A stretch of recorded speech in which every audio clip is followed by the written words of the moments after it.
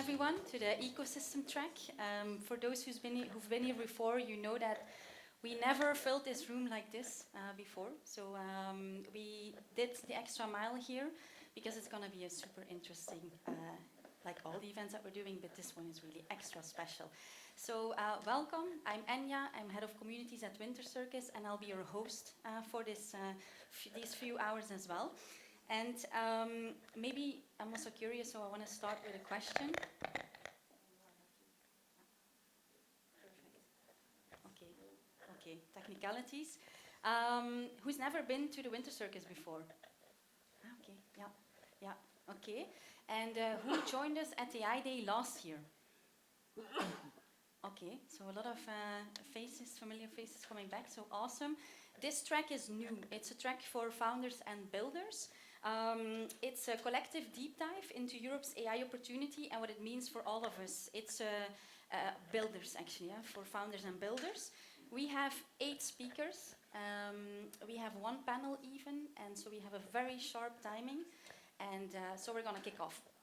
The first speaker is Doreen.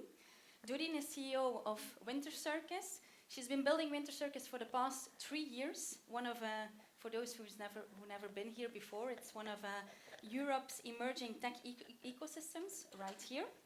And she's also a software engineer. She's a builder at heart, and she's here to talk about Europe's AI moment and what it will take to lead. So Doreen, the floor is yours.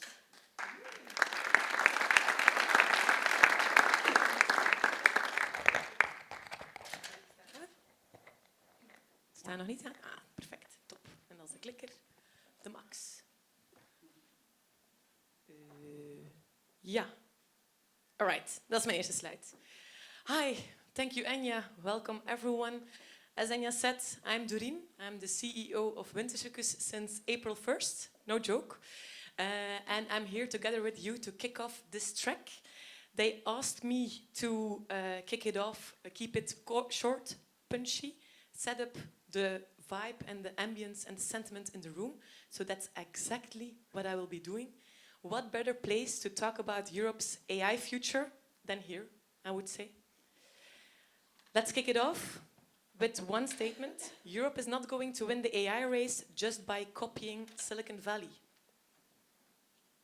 And I think that's very good news. Because if that would be the game that we are playing, by default, from the start already, I think we all know we would be lost. What if we could redefine the game, play our own game, and ask ourselves, what game would that be?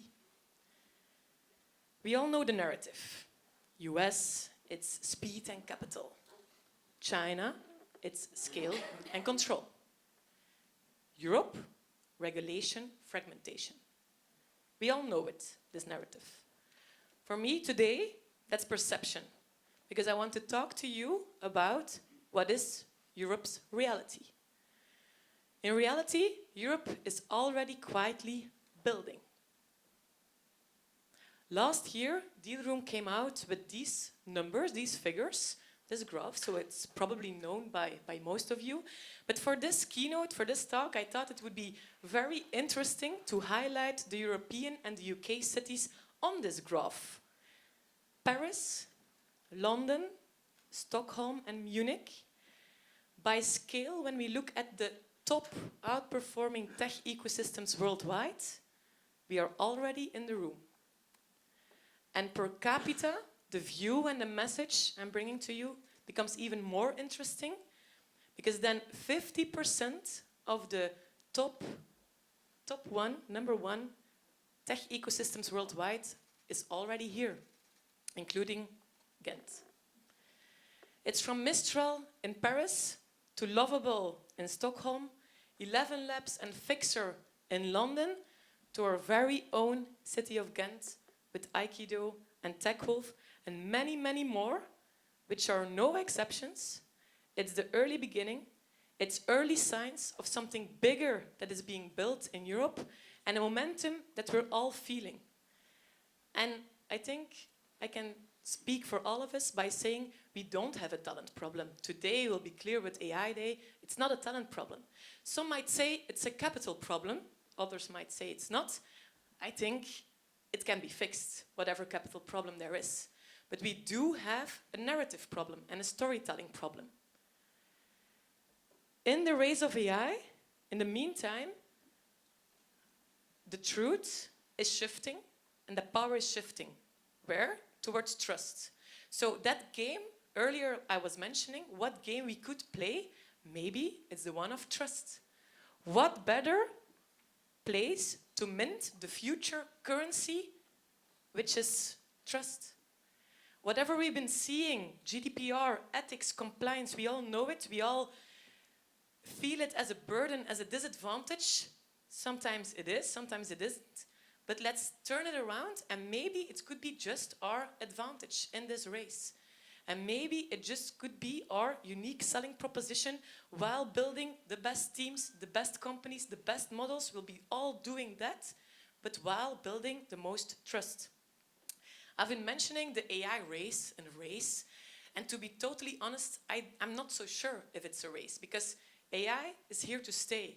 So if we are looking at it as a race, I think we might be thinking too small. It's not a race, it's something long-term. If it were a race, it would be a very ultra race, an ultra one. 100% endurance, and the ones that are winning this game, this race, won't be singular companies. Not one company only can win this entire long-term race. I think it will be entire ecosystems.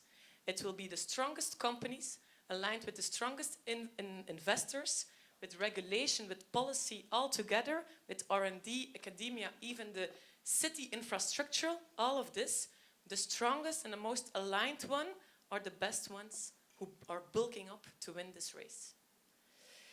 Talking about ecosystems, we can continue and talk a bit about Ghent. All of it in Ghent, it's not built on coincidence. The Ghent tech ecosystem, or a tech ecosystem as such, you don't build it in 2 years. You even don't build it in 5. It took us, how long? It took us 40 years to build the tech ecosystem here in Ghent, because 40 years ago, there was Alain de Taille launching Teleatlas, later on known by TomTom. 25 years ago, we had Lorenz Bogaert and Toon Koppens launching their first version, their first pivot, by the way, of Netlog. It's 25 years ago. We have Teleatlas, Netlog. From Netlog, we go to Showpad, Henchman, Team Leader, go to Aikido, and after me, there will be a speaker of Spottable. These are all no coincidences. It's really the result of something that we are building, a compound result of the past 40 years that we see today. So what if we take whatever we've been building and whatever we've been consuming and compounding, the knowledge, the network, the capital, all of that, we take it, we compress it. What do you get? Initiatives just like Winter Circus is today.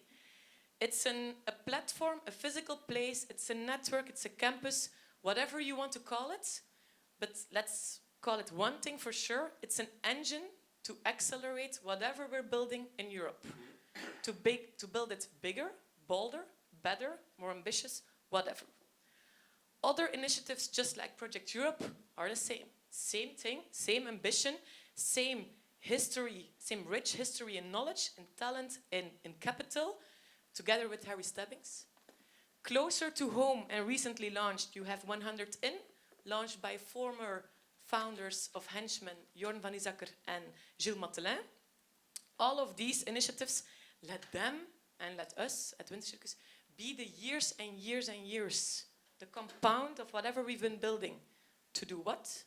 To insanely accelerate whatever you are building, whatever we're building in Europe. Because if one thing is clear, and I think one thing we can all agree on, is there's a certain urgency. And what better way to say urgency in a room full of investors, builders, founders, makers, than to say, if you don't do it, someone else will. For me, today, looking at you working here at Winter Circus, there's only one reality going forward, and that is we actually build it, and we build it now.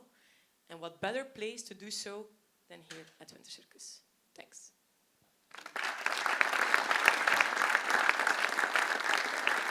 Thank you, Julie.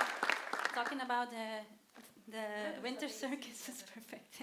Talking about the Winter Circus being an engine for promising startups, I'm happily introducing the next speaker, Julie, who actually needed to leave us because they became too big for Winter Circus. So they were a resident at the campus. I see some campus residents here as well being present. So yeah, Julie will actually share her 2-speed playbook. How to build, sell, and scale in 2 speeds. So here's Julie. An applause, yes.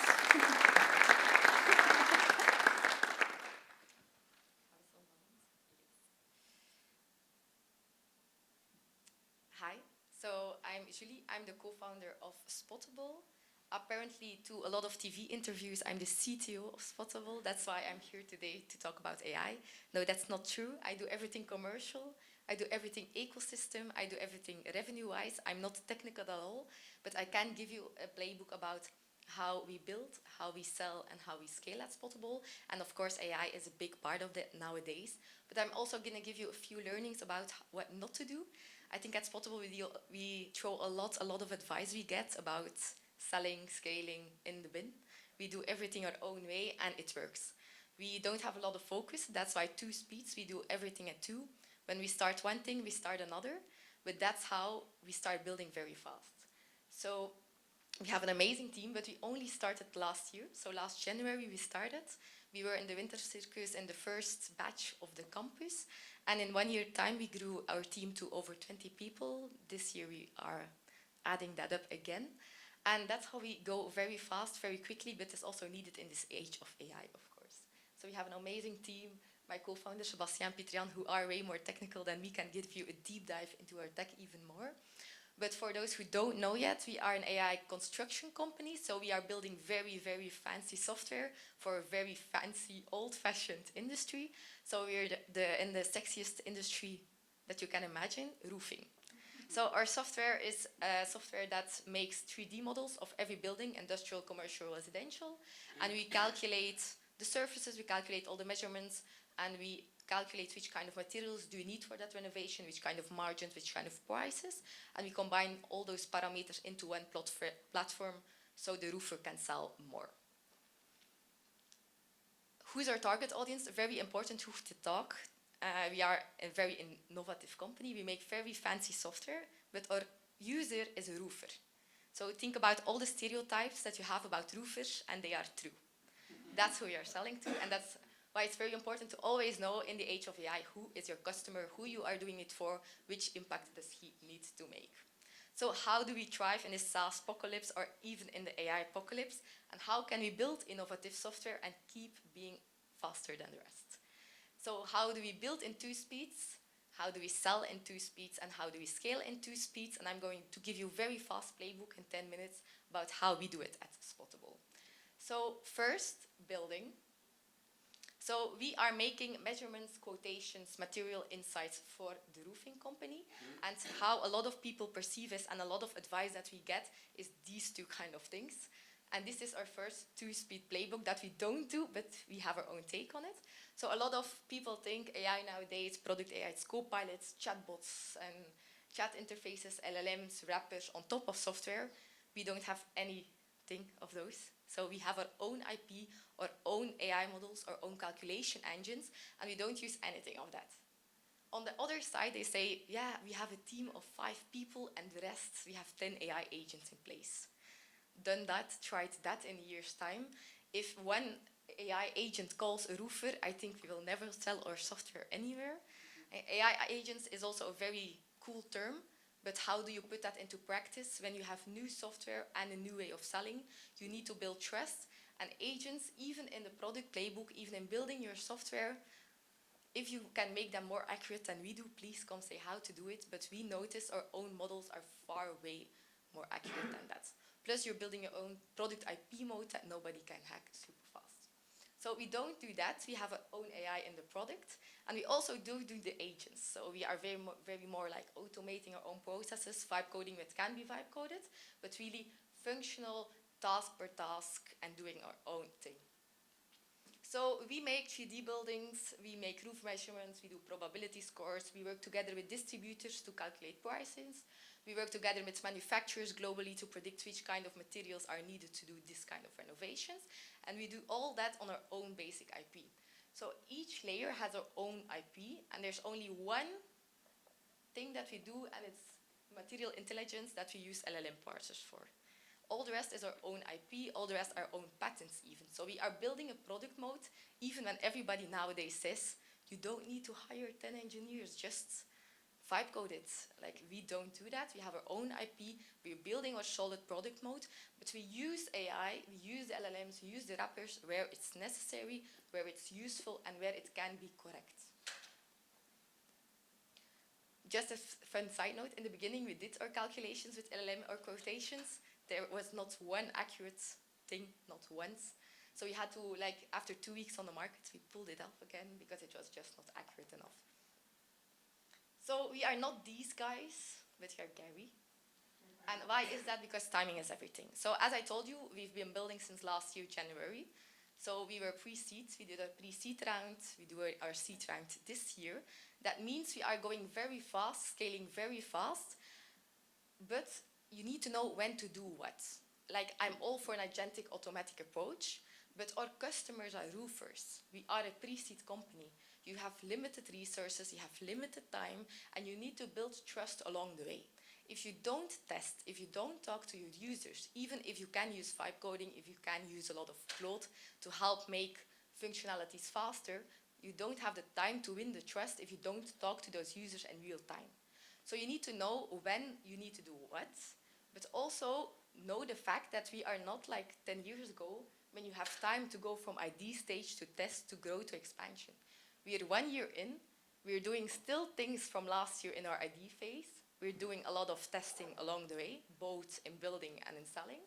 We're doing the growth already. We're going to multiple countries. We're going to multiple target audience. And we are already scaling towards the US after 1 year. And we're also started to expand in certain areas of our building. So we are doing everything at once, but you need to take control out of every part of your value chain and build the trust along the way. So test a lot. So this age means growing through different timings all at once and not forgetting who your target audience is. Our roofer is our target audience, is our user. Imagine the most new software they've never used, you know? They don't need to go measure houses anymore. They don't even need to use their drone they just bought last year and it cost them 10K. No, they can just sit on their couch, make a quotation fully automatic, get a 3D building, get all their prices, all their margins, automatically calculate. And then you need to go sell it to a user who doesn't even have a webcam on his laptop. That's our reality. Our roofer has the place and the time now to start thinking about digital technology, mainly thanks to Peppel, because he's obligated to, but he's not yet used to new software. So we're giving him not only digital software, we're giving him AI software, but we need to give it to him in such an easy way possible so he understands it. So you need to think about how is my user today and how will he evolve. If we give him AI software today, what will he be able to do tomorrow? And how will we advance as a company in our value proposition tomorrow if a lot of startups start making roofing software? Because of course we have blue ocean in the beginning, nobody does it, but vibe coding is happening. A lot of companies are trying to copy us already, and we're only 1 year in. We've seen already 3 copycats. They can try, but again, we have our own product IP at the moment, so let them. But very important as a startup that you can see how your user will evolve. The main part that we have in construction, not only in roofing, is that construction is actually lagging in productivity across the line. So technology can help them, can grow them. So there's still a lot of money to be made there. And on the other way, roofing is a sector that won't disappear by AI. It will be enhanced by AI. But roofers won't start vibe coding themselves, at least not in the next few years. So we are making our own AI models, and our AI inside the company is Claude to help code faster, but also vibe code, all the tools or other processes need. So we have tools built for our people to work faster. Our sales team works on our own vibe coded tools, so they don't need to drive different regions anymore. We have alert apps to help when we go in production and so on. So those are tools we didn't buy, that we built ourselves over a weekend. So when your user audience is a roofing company, we know everything we made will help them because they can't make it themselves. Beware, if your target audience is software companies, how long will it take them to vibe code it? But if we are building our own AI models, I thought it was fun to interact. Who knows Dead by Claude? A few of you. So everybody needs to look it up. It's the most fun thing to do on a Sunday afternoon. Dead by Claude is a website where you put in every website name. He will look everything up about the company, and he will predict how long you still have to live. So when we will die. So of course, very transparent here. We did it for Spottable. We still have 18 months. Yes. And until then, our product IP and all our patents will become obsolete. So bummer there. But we still have 18 months. I did it for our hosts as well. We're doing both just fine. We've seen a lot of worse companies try Lighthouse and Aikido. Painful. But if we are going to die in 18 months, if our IP will be obsolete, how can we be faster than Claude? Distribution. And now my real CTO skills will come into play. No, my co-founder skills as a commercial co-founder come into play. Distribution. Distribution is key because everybody can make your product. It's you who needs to sell it and earn the trust in the full value chain and the full ecosystem. If you want to know how you need to distribute, there's only one article to read. When an investor comes to us complaining about valuation, complaining about AI wrappers and copycats and how will you win the market, we don't say anything, we just forward this article. It's a very, very long article, but it gives you all the takeaways you need to have about thinking about which products are you building and how can you distribute it so to still win. Some key takeaways. AI is not a feature race, it's a distribution war. SaaS versus AI. Customer acquisition cost versus lifetime value. Obsolete again, so don't take too much measure out of that. Investors don't ask about features anymore. What happens when GPT-5 drops? In the meantime, it's already something else, not GPT-5 anymore. And so on and so on. So really read the article. It's a bit technical, but still it will work. We gave it as an execution task in a quarterly to our engineering team and to our sales team to each make a new distributions framework for Spottable based on this article. The vibe coding challenge they thought was funner, but we still had them do it, and I really, really recommend reading it.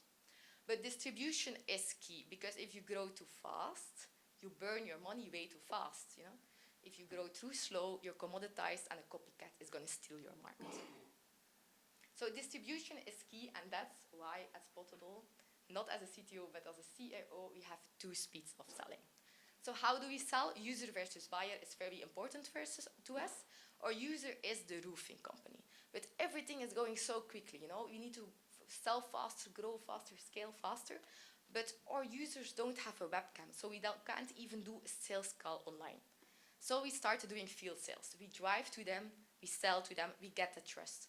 And you need it in the timeline. You need it because you can't, without talking to your users, you're making a software that's not useful. So you need to talk to your users. But it's not for us selling, it's just not fast enough for us. So who is our buyer if our user is the roofer? How can we find success there, sell more, sell faster, but still focus on that roofer as a user? And that's why timing is everything. We started selling, but you need to test along the way. You need to grow and you need to expand. We need the users to test, to give us feedback. In the beginning days of the Winter Circus, everybody will know, once a week, a roofer came to the Winter Circus to give us advice with our engineering team. Once a week, someone in his boots and in his overall. It was amazing, but we needed that. But still, if we can't sell to that person, how will our product be distributed? And that's how our ecosystem play comes in today. So I'm repeating a lot of the same words that you use, trust and ecosystem, but we have a whole ecosystem that monetizes our software.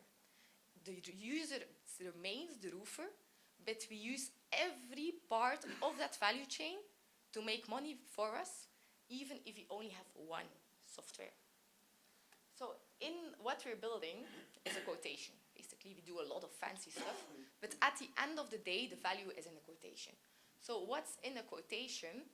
The quotation itself that the roofer needs to make. So that's why he buys a license. The end consumer has to approve the quotation. So it comes into his or her hands. The distributor, so the wholesaler, needs to sell the products that are recommended in the quotation. And your manufacturer needs to be able to put his products there and need to know how many products are sold. So we have one software, but that we actually can monetize throughout a whole ecosystem. So you don't need to make different kind of softwares. You can only make one software, but think about not only about the roofer, not only about who is my target audience, about the roofer's wife or the marketeer in the company, but think about with my software, how can I sell it as much as possible to win the AI race, but mostly win the distribution war, and to embed it, to be embedded in that value chain. So nobody can take you away, nobody can take your place, because you have all tiers of that ecosystem that are partners of you or customers of you.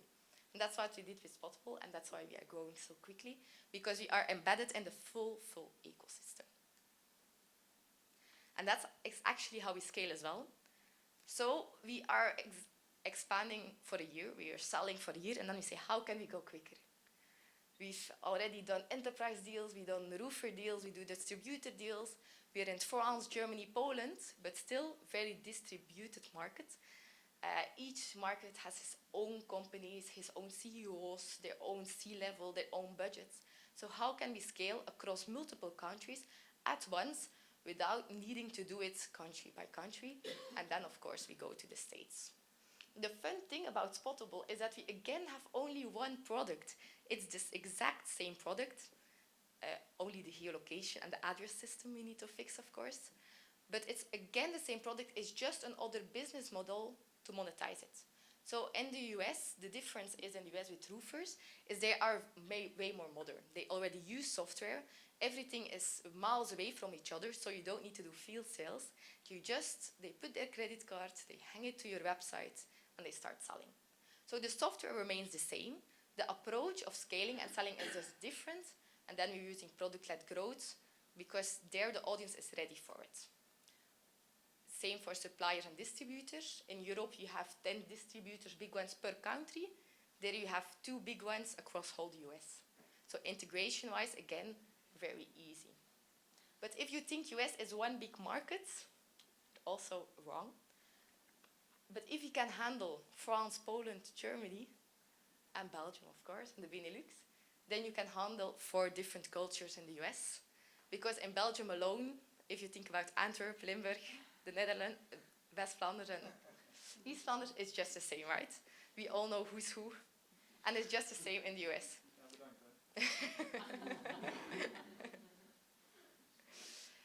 So to counter that, you need to counter in a lot of other effects, the monsters under the bed. My cloud credits are done now, so the design is not more Spotable-wise.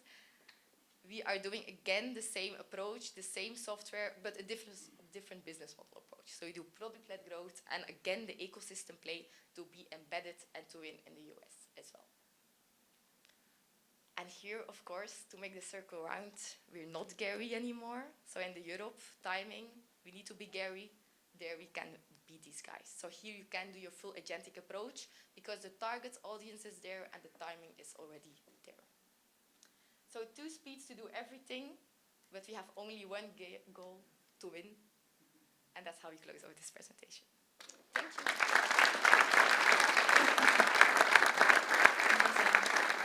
Thank you so much, Julie. Very interesting target audience, and I can imagine that your days are very interesting. Every day looks different, probably. I saw a lot of people nodding, so I'm curious. I think a lot of people can relate as well about maybe the mindset.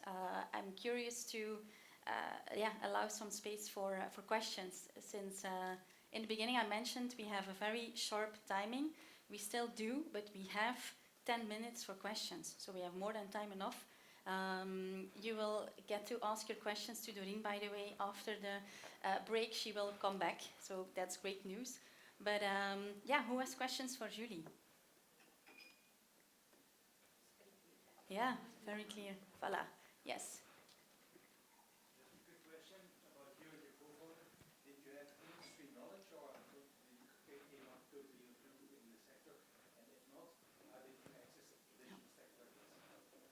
We had zero industry knowledge. Literally zero.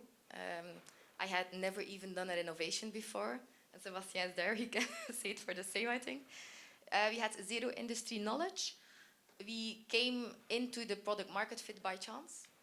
So back to the origins of Spottable, my co-founder Sebastian had a shop for swimming pool materials. And he predicted which houses have swimming pools. So he could start advertising just on those addresses and so on. And one of the two customers that got a flyer for swimming pool material were roofing companies. And that's how the thesis started. And then basically it was talking with users, seeing if you can monetize it further. A lot of details, of course, on the way. But we didn't know anything about roofing. So in the beginning you get, especially in Flanders, in the construction sector where roofing is very old-fashioned, you get punched in the teeth a lot about a young girl and your young kids are going to come say how we need to calculate roofs. But we learned a lot of them, and the need was so big, because there's nothing there. And the roofing loses so much money and time in making quotations, making mistakes in calculations. They don't find the people anymore to do the calculations because it's also not a really sexy industry to work in as a calculator. So it was very, very difficult for them. And we have this software that can fix everything in theory because we didn't have, of course, the software in the beginning. So we just talked with users every week. Our first prototype that we had in Q1 last year, we had to throw totally in the bin. But we could sell it. So we knew with this product that we will have product market fit. We will be able to sell this everywhere. But we need to make it so the user can use it very easily. So user experience, user interface, very important. But that all the calculations are right. And to make the right calculations, we needed to understand everything there was to be about roofing. And that's just talking with users. One person of our team did even a roofing education. She did a few classes about how to renovate a roof. But that's how it's done. I think with AI nowadays, you can't build anything, right? You don't have to know industry knowledge, but you can only gain that from the industry. But as long as we have our niche and that's software, and that's building a tech company, that works as long as we talk with our users. Okay. There's a lot of questions. Yes. Is it understandable for everyone without a mic? Otherwise, we're going to let a mic run through. No. We have 4 mics. Perfect. When scaling to the US, as you are doing at the moment, you think the States will take over compared to Europe? And will it be interesting for you to stay here rather than do a Delaware swap and just become fully US based? I don't have a definite answer for that because we've only started doing it this year. The fact is that everything is going very quickly, but as AI can be made everywhere, software can be made everywhere, and we have our own AI models and our own team, it makes sense to just have Europe as a HQ and have a selling office in the US, because US is very bigger and goes faster qua deal size, but the construction market is actually bigger in total in Europe. We have, just if you look at the numbers, there is billions more transferred in roofing products per year in Europe. So if you just look at those numbers, we should take Europe as a first market. But if you want to scale quickly, the deals are just going quicker in the US. So we can't close Europe because we are in such a niche industry, and the niche industry is bigger in numbers in Europe. But the deal sizes are just bigger in the US. Can't give you an answer for that yet. I think the plus as a startup to go quickly to the US is to get those deal sizes quicker. Where here you have to negotiate and it takes long, and country per country you can just go there and with the same amount of time and the same amount of resources you can close 10 times the amount that you close here.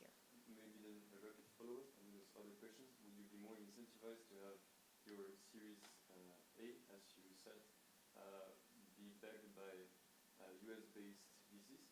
Yes, that's we're already working on that. Yeah, it will be. We need to start in Europe, be a bit more ambitious, but we can't do it alone as startup founders. You need an ecosystem not only in construction but in funding around that. The valuations are bigger. The promise is a little bit bigger, so you can't go around. If you want to go to the US, you need to have a VC that backs you from the US. Yeah, thank you. We will also talk about that specific topic in the panel after the break, so it's going to be great. All right, there were a lot of other questions. Who's first? Voilà. For the distribution part was super interesting that you said, okay, building is one thing, but distribution is key for having a moat and having a kind of self-defense of competitors. You described a buyer with an ecosystem and you are in the middle. Can you explain with some example how do you realize that? Because you explained it a bit, but could you go a bit more in examples? Yes. So we make quotations, right? So a roofer puts in an address into our software. Out comes a 3D model together with the full material lists to do the renovation together with the quotation. But the end result remains the same. It's a quotation. To do that, technically, we actually needed two parts. We needed connection with a distributor because he has the prices of all the materials. And if we are making a correct and on the cent accurate calculation about what needs to be in the quotation, we need to know the cost calculation. We need to know the costs of the roofing materials. So we started connecting with distributors. Then we noticed, okay, those same products are bought that are in the calculation, they are bought at that distributor we are connecting with. So that's how we monetize that way. If a distributor wants to connect with us, we are actually selling the products for them because it's basically product placement for their wholesalers. And that's how we monetize that. That's again another business model. That's a fixed, a bit of license, a bit of commission. But that's how you can monetize that. But it's just the same software. We don't do anything else for it. The manufacturers and the suppliers, we need to have more insights into the materials. So we have the pricing via the distributor, but we can't know exactly. Velux, for example, has 1,000 windows, around 1,000 windows and specifications. We need to be able to predict in this kind of house, with this decline, with this kind of tiles on it, with this kind of insulation, you need this roof. A distributor doesn't have that data. And beware, suppliers also, their data management sucks as well. But we need that data to predict and to be able to say, the roofer, you need to buy this window. Don't think about it, just buy this window. This will be the right window. This will be the price. But then again, we are monetizing. We're doing sales for Velux. We're doing sales for Wienerberger, for Unilen, because their products come into those quotations and into those calculations. So again, why would you do that for free? So we were then thinking about how can we scale it? How can we go faster international without needing to do the field sales? And Wienerberger is international, Velux is international, Unilen is international, and that's how we were able to distribute it through multiple countries at once, and not for a few tens of roofers, but for hundreds of them, for thousands of them, by monetizing the software the way it is to them, making sure that they are the distribution model afterwards. Thanks. Time for 2 more questions. Who wants next? There were a lot of arms earlier, so and now no one? Yeah. Is this your first experience starting a company?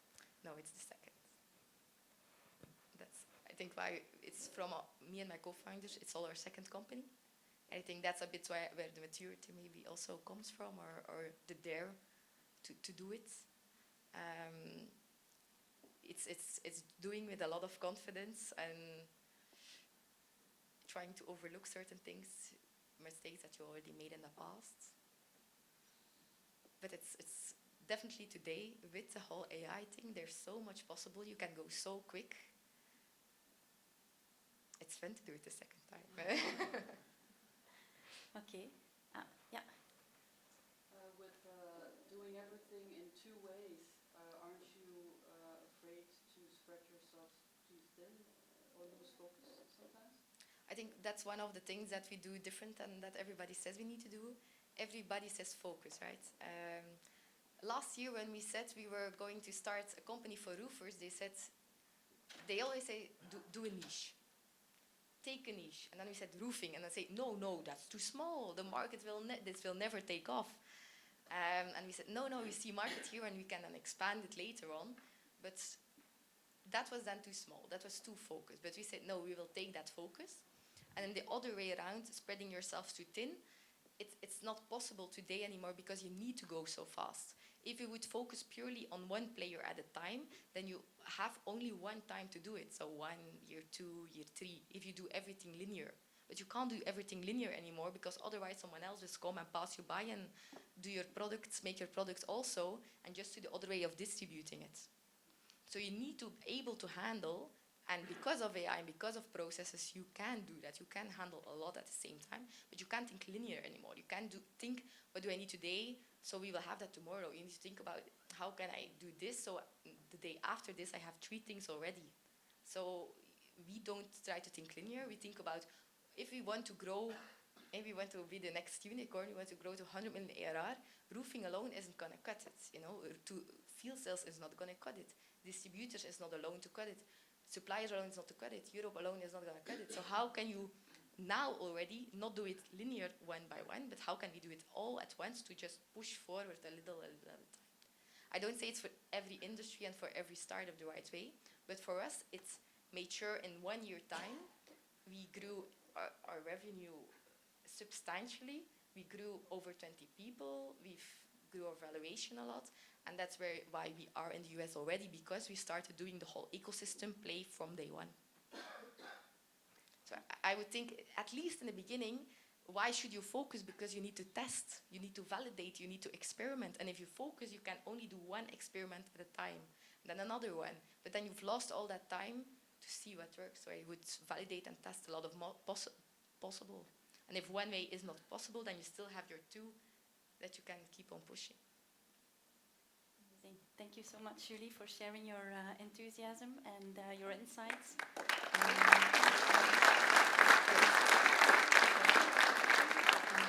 Okay, Bob, I'll have to keep your question maybe for during the break. I know you raised your hand a couple of times. So next up, Tal van Evans, ex-DeepMind and early investor in Lovable, Mistral and 11 Labs, and a super builder, if I may say so. So give it up for Tal van.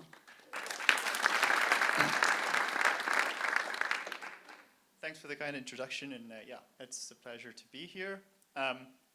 So I'm Tal van. I'm the CEO of a new applied frontier AI lab based in London. And previously, I was working in research at DeepMind for around 5 years, and I've been in deep learning for 10 of those. And yeah, as mentioned by Enya, I was also an active angel investor, so I've worked with some of these companies like Lovable, 11 Labs, Mistral, some of the fastest growing companies in Europe from an early stage. And what I can say is that there are a couple of commonalities in the cycles that I've observed in these companies building the future, and the 2 cycles of AI that I've already lived through in my very short career so far. And this is that disruption is inevitable and predictable. We don't know where it's going to come from, but we know that it's always going to come.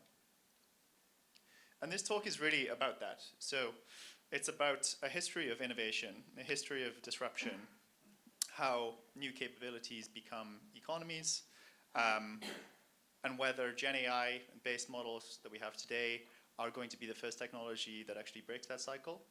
And if not, what are we going to build next? So innovation happens in distinct cycles. We've seen this play out countless times over the past 100 years. So steam, electricity, transistors, the internet, mobile, AI, they all share this same motif. And this motif is that each one begins in humble beginnings.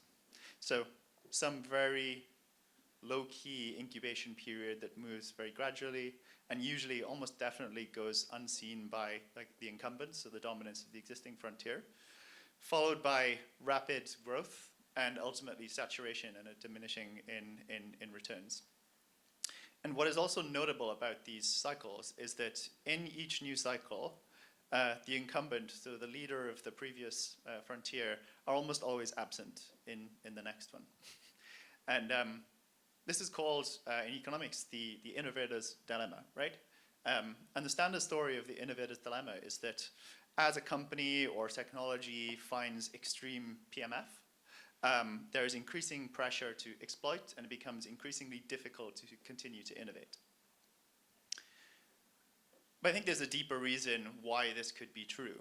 And my pitch to you is that the reason this happens is that the incumbents tend to see new opportunities or new technologies through the lens of their current business models. So to dig into a couple of examples, in 1995, Bill Gates wrote a famous memo, which was spurred on by the release of Netscape, which was the first internet browser.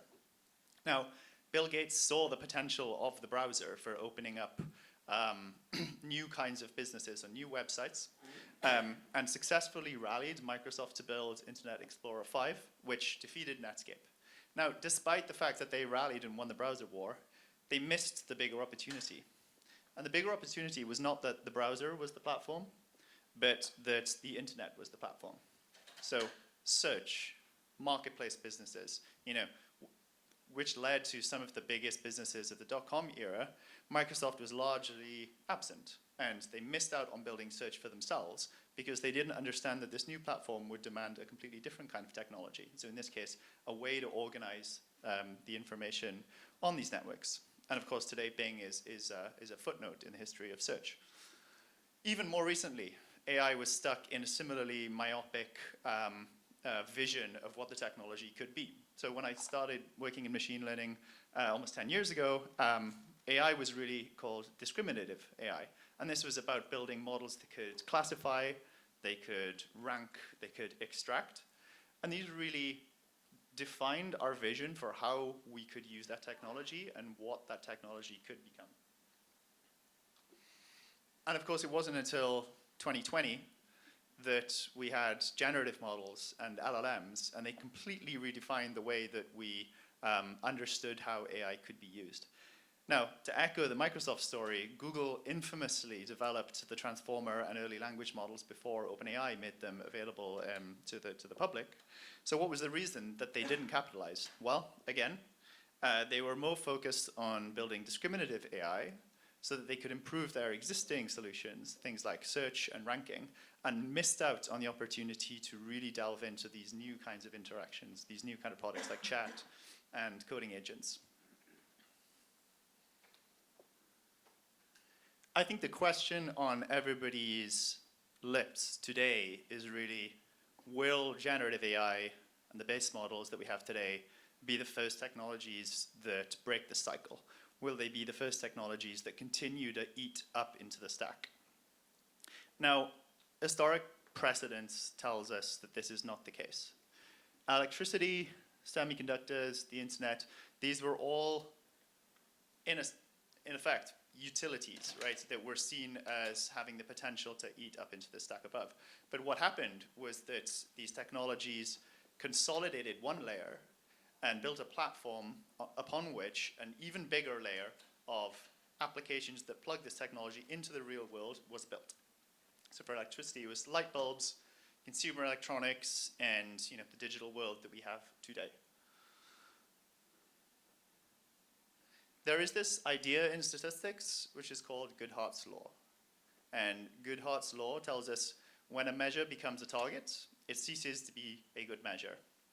And what this means is that it is often very difficult to build towards the full vision of the future that we know that we're somewhat aiming for, right? And so we build heuristics. We build simple versions of that future so that we can make progress and actually resolve that uncertainty about what that bigger future vision could be. So heuristics are very useful. So heuristics in AI have allowed us to solve pre-training, figure out scaling laws, test time inference, reasoning, transformers, all these wonderful technologies, and build base models that are genuinely useful, right? But the question is if the current base models, model-centric AI is the heuristic, then what is the target? What is the deeper vision?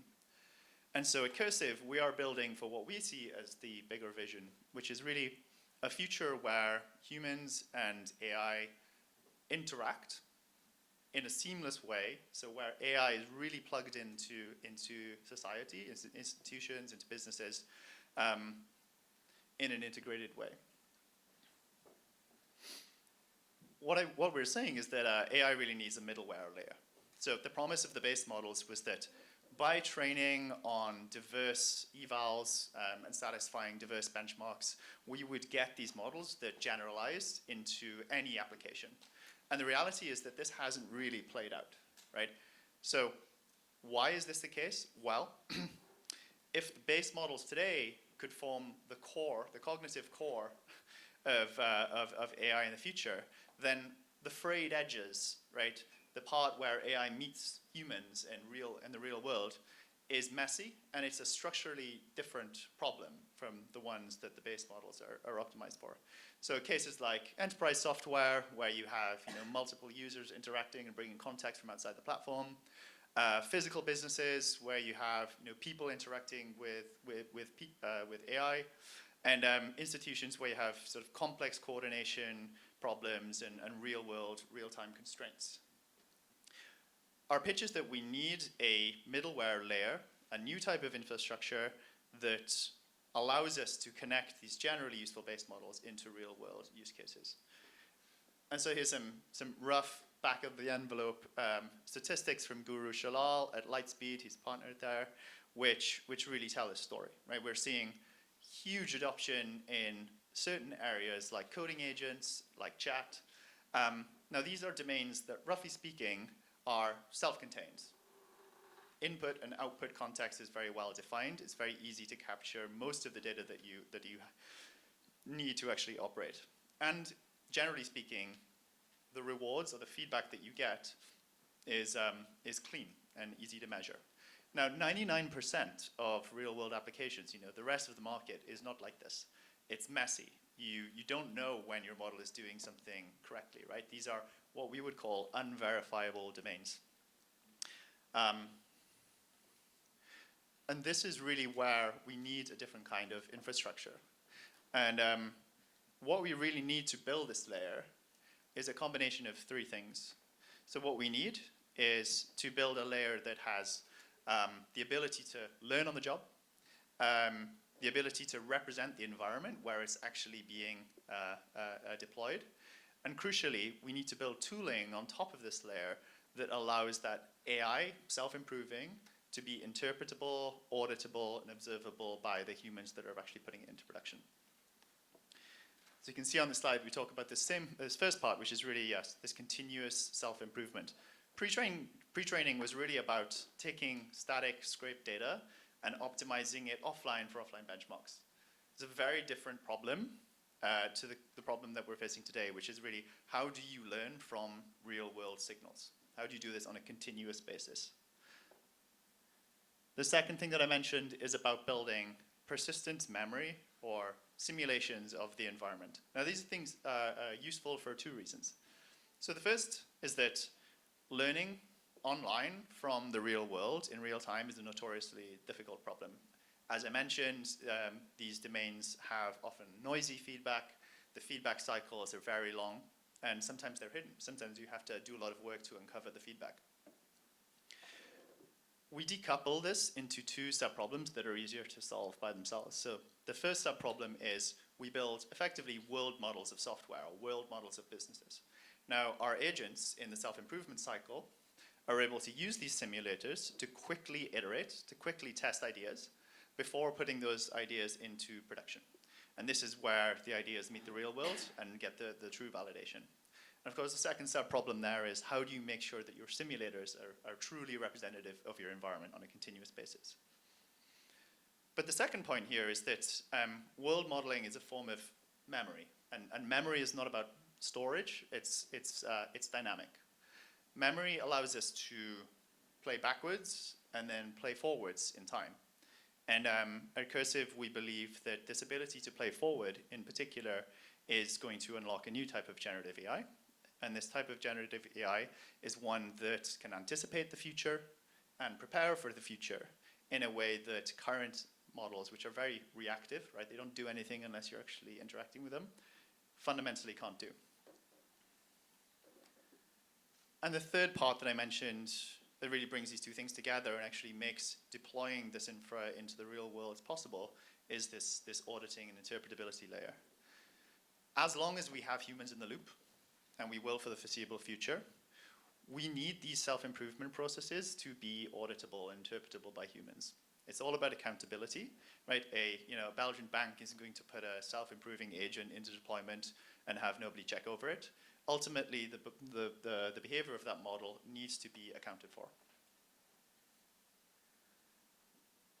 So I got through this talk pretty quickly. I'm looking forward to answering some questions. But I'll leave you with this slide, which is really that as technologists, we build in the image of our own experience. And fundamentally, our experience is shaped by culture. So as founders with pan-European DNA, we are building technology in a way that aligns with our experience as Europeans. And fundamentally, this is a future about humans and AI interacting in a pervasive and deep-rooted way. Now, I'm not going to say that Europe is the only place that this could be built, right? And indeed, Europe has a lot to do if it's going to prepare itself to capitalize on these types of opportunity. But if I'm going to leave you with one thing from this talk, I would leave this with you. It's we should be asking ourselves, what is our unique experience that gives us a unique perspective on how the future should be built that can uniquely allow us to bring that future into existence? So the deepest technology a civilization possesses is really the story it tells itself about why it exists and what it owes the future. And I think there is a huge potential for building really long-term systems here in Europe that align with our values as Europeans. That's it. Please reach out if you...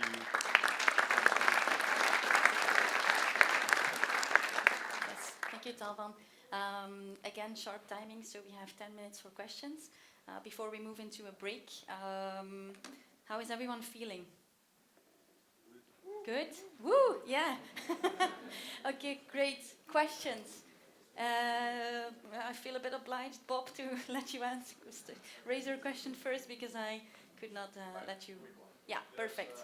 Increasing evidence that the current technology will not cut it, that just autocomplete on massive scale is not going to bring the real world experience and the copy of the real world into a generative AI or whatever space.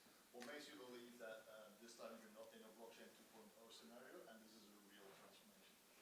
So I think there are many ways you can go, and there's many depths of transformation. So I think on a longer term, there are many potential different architectural improvements that are going to come to AI. So today it's the transformer, and tomorrow it might be a completely different architecture. Today it's backpropagation, which is really the engine by which we are able to train these models, and tomorrow it might be something different. Evolutionary algorithms, for example, like Sakana AI are working on in Japan. But talking about the now, what seems inevitable is that there are innovations to be made. And when I look at the state of AI today, yes, we've done a lot, but also there are so many low-hanging fruit to go after right now.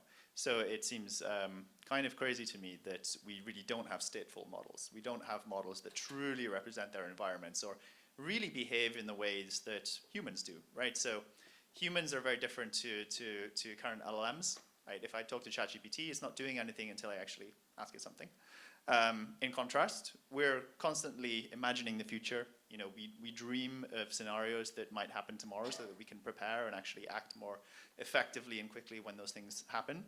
So yeah, I think the answer is, I don't know which are going to play out, but I know that some of this is definitely going to play out, and I think that we are at the really at the start of one of these S-curves that I showed on the first slide. Yes, second one. I assume the conversation I had was mostly about text-based models, right? Not image-based models, I assume. Because we're doing the same thing with the image-based models. And when I speak to mostly founders, they think about the next AI model will just solve that use case. How do you look at that from a text-based model perspective? It's like, well, the next model is going to solve it, so I don't need to build for that. Yeah, I mean, I think, thanks for mentioning that, because, you know, another great example of how many low-hanging fruit there really are to improve Gen AI capabilities. Indeed, these Gen AI models are trying to reason about the world through the lens of pure text, which, you know, they need a lot of data, and we've described a lot of stuff in text, but clearly there are ways to reason about the real world which don't clearly align with that. Geometry, vision, sound, smell, maybe one day. I mean, the way in which we're building, I think we're trying to build meta capabilities. We're trying to build not for specific modalities like image or audio, but really sort of a capability that allows us to automate the building of these harnesses, like automate the building and maintenance of those harnesses, or turn that into a non-problem, effectively. Yeah, you want to ask a follow-up question?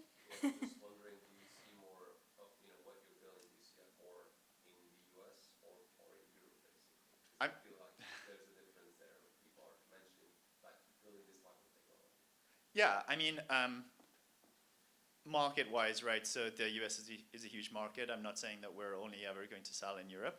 I guess what I'm saying is that I think that there is an opportunity to incubate and build a steady footing here in Europe, and that we can do that uniquely as European founders, because I think we really understand what is a vision for what is coming next, and, you know, I might be wrong, and then grow out from there.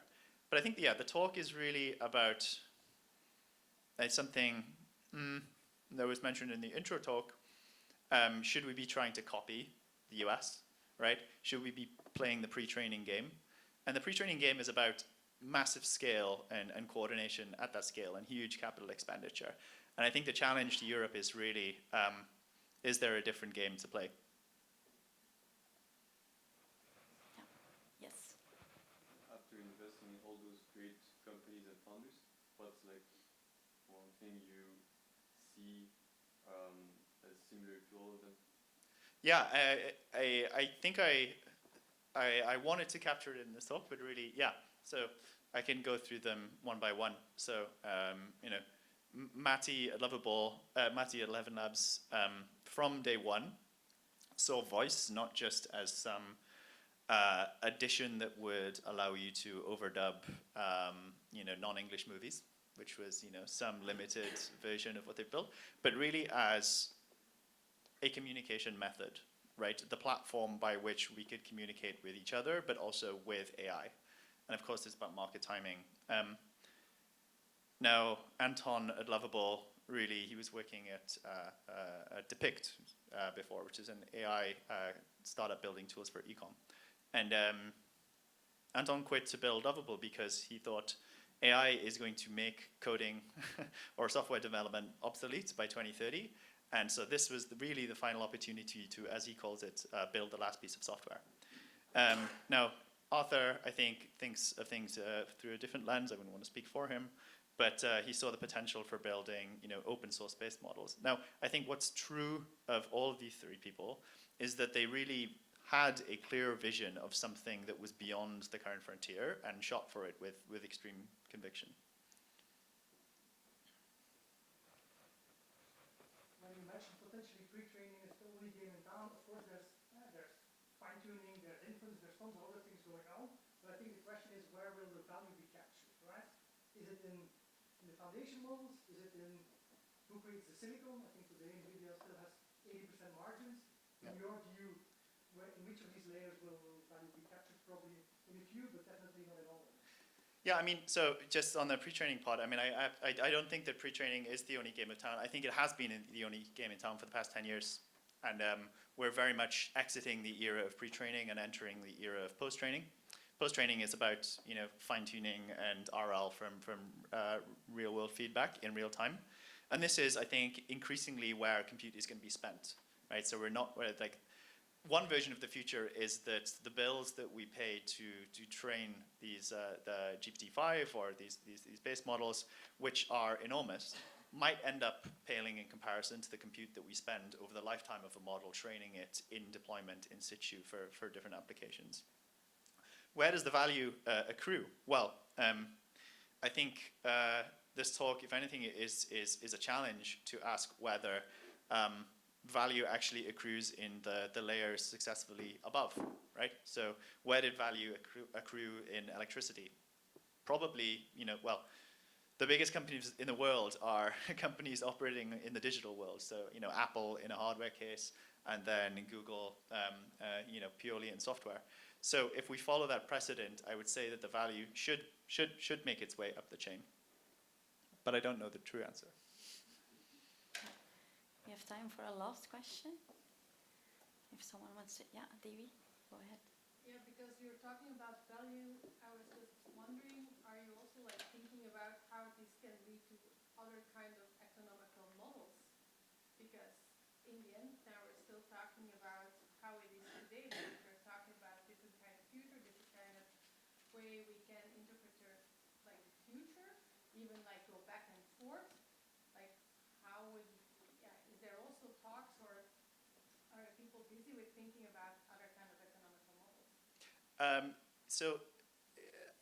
Yes, so I would say that historically looking back, it's always been very, very difficult to imagine what the next economical model might look like, right? I think for AI, if we believe that AI might eat software as we know it, right? It might be the marginal cost of building software might go down to zero. It already sort of is. But I think the question is then, okay, so what is after software? And I do think that sort of organization becomes a technology. And I think that we will have new kinds of business models, new kinds of products that are really organizational technologies in a way that we haven't yet imagined, but will have to soon. Great. That's a big applause for Dalvan.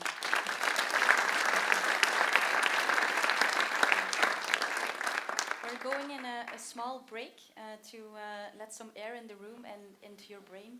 It's a bit warm here, but we will be back at 4 sharp, starting off with a panel where Doreen and Dalvan will take place again. So see you at 4 sharp.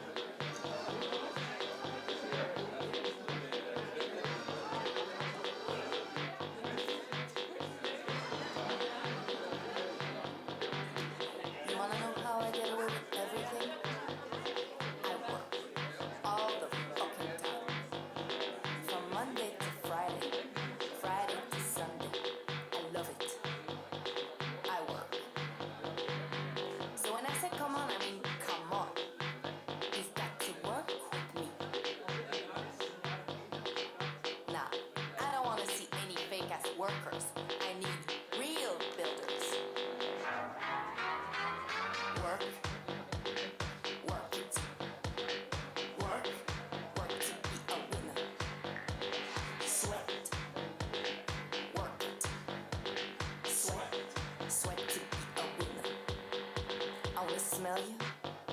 Yeah, I wanna smell you. I wanna smell you even from far away. I wanna smell you. I wanna feel you. So I can know if you're a winner, baby. Work. Work it. Work. Work to be a winner. Winners, work it good. Sweat. Sweat to be a winner. How does that feel? Tell me, how does that feel? Is sweat dripping down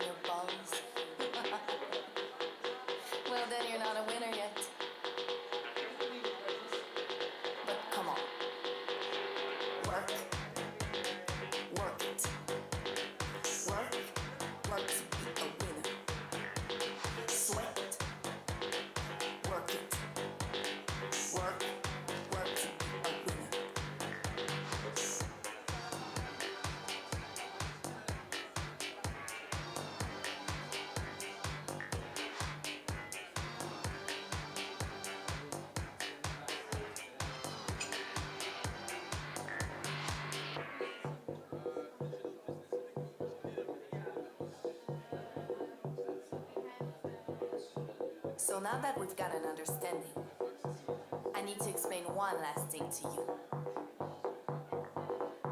When I say work, I mean you've got to work for yourself. Love yourself. Feed yourself. So you can be a winner. All together. Work.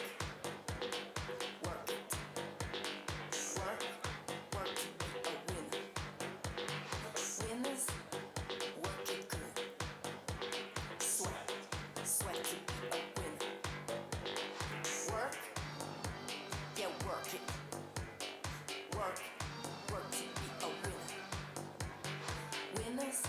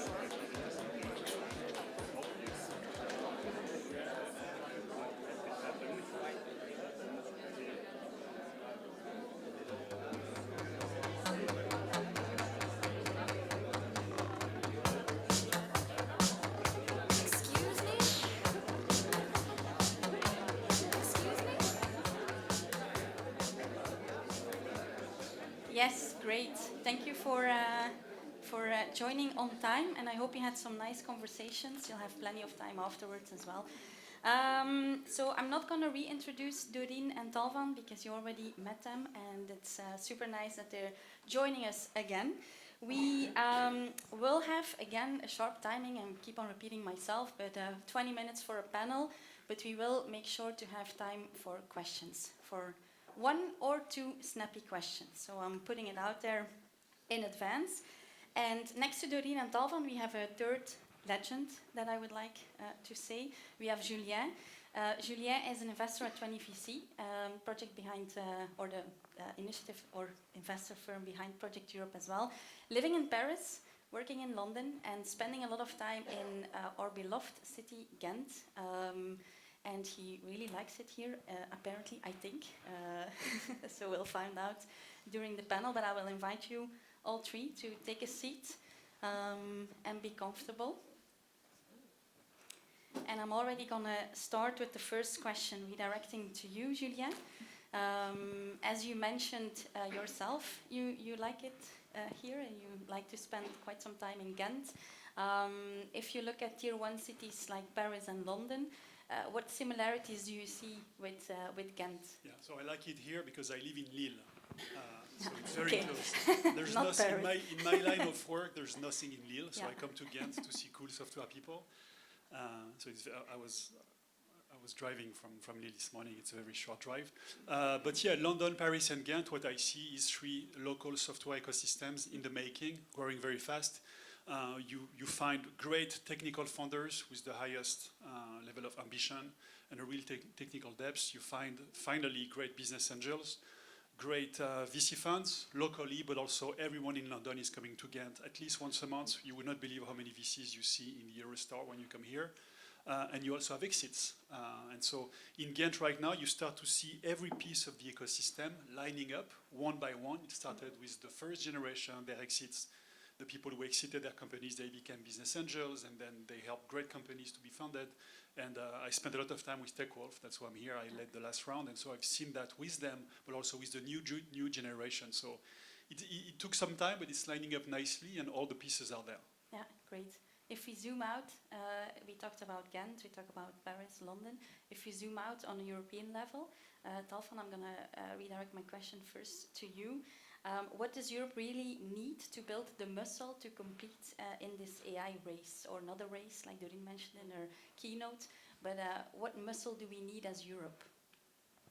Well, I think there are a few things. I think that one could make an argument about policy, at the sort of operational level, figuring out visas and these kinds of things. But I think the bigger argument is really about building big companies here. I think we need, practically speaking, big companies that anchor the economy. And I think starting from the bottom there with the same frame, we need local communities that are extremely passionate and extremely ambitious about what it is possible to build. And I think that's where you build from. You need some sort of steady footing. And a lot of that is really, we touched on it a little bit. It's a sort of like storytelling exercise, right? It's a cultural myth that we tell ourselves. And I think that has been a little bit missing over the past sort of few decades. And of course, like we look to the US, and it's really built on this like frontier myth. It's the American dream, right? It's land of opportunity. And I think that to some extent, for better or for worse, in Europe, maybe we have a slightly, out-of-date myth, which is that we are the leaders of the world and created, modern civilization. And probably we need an update. Be more bold and celebrate bigger things that are built. Doreen, Julien, what is your take on it? Ladies first, I would say. I always like it when someone else says it rather than me, rather than even the word ecosystem indeed, and touching upon how strong the local ecosystem is, but then also building big and dreaming big, and I would add to that, do it unapologetically. We too often say, yes, but I'm sorry, I do have big dreams. Should I? Could I? Sorry for that. We should really not do that. We should go dream big and then relentlessly deliver and build it. I think there's a world of opportunity here in front of us. I think it's amazing, it's exciting. We're not yet there yet. It's only the start. So I think it could be very big for Europe. And next to, don't be too apologetic. I would say we need some more commercial muscle. We can be more commercial in our thoughts and in the ways we do business. Too often, it's something that we see here in Ghent, but in Belgium in general, it's considered as something dirty, something you're too commercial, too salesy. You can never be too commercial, too salesy when you're building the next big thing. I'm convinced. And I think what we have to accept is that it's okay to build in Europe, to build in Ghent, but to sell everywhere, and especially in the US. And there was a time, especially in France, we used to think that you had to build in France, then be the number one in France, then eventually you go to Belgium, then you go to Switzerland, and you go like that now. And TechWolf and Aikido are very good examples of that. You build here, and you have the most amazing technical talents here. For a fraction of the price, you would pay them in the US, but you sell directly to the US market, to the most demanding, the most respected, or the fastest growing companies on the planet. That's what the Israeli tech ecosystem has done forever, and I think this is what the best companies in Europe are doing right now, and I think it's a great opportunity because at the heart, we do have the technical talents, and they keep coming from the Ghent University, from Polytechnic or Cambridge or Oxford. That's the strength we have. Yeah, and the mindset is definitely foundation. Great. A few weeks ago, we welcomed our Prime Minister, Bart de Wever, here. I don't know who attended. The minority, but great. And he pointed out something very crucial. Today we're massively importing technology, whether it's US or not, but we're massively importing technology on the one hand, and on the other hand, we're selling our most successful startups and companies to the US. So we already elaborate on it, Julien, but maybe in another view or an extra view, what is it we should do?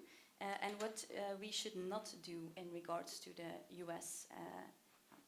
Look, I worked at Microsoft and Facebook, and when I started at Facebook, people were saying that first Facebook was not paying enough taxes in Europe, which was true, but what Facebook started doing was to put engineers and AI researchers, especially in Paris. And so they opened an AI research lab in Paris in 2016, 2017.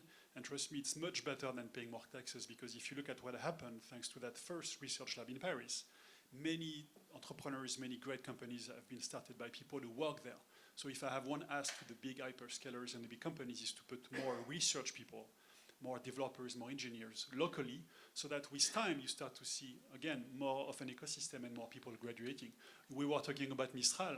Mistral has 3 co-founders. 2 of them worked in that very lab in Paris. So if Facebook had not started the lab there, Mistral would not have happened. And same with Amilabs. One of the 3 guys at Amilabs started at that very lab.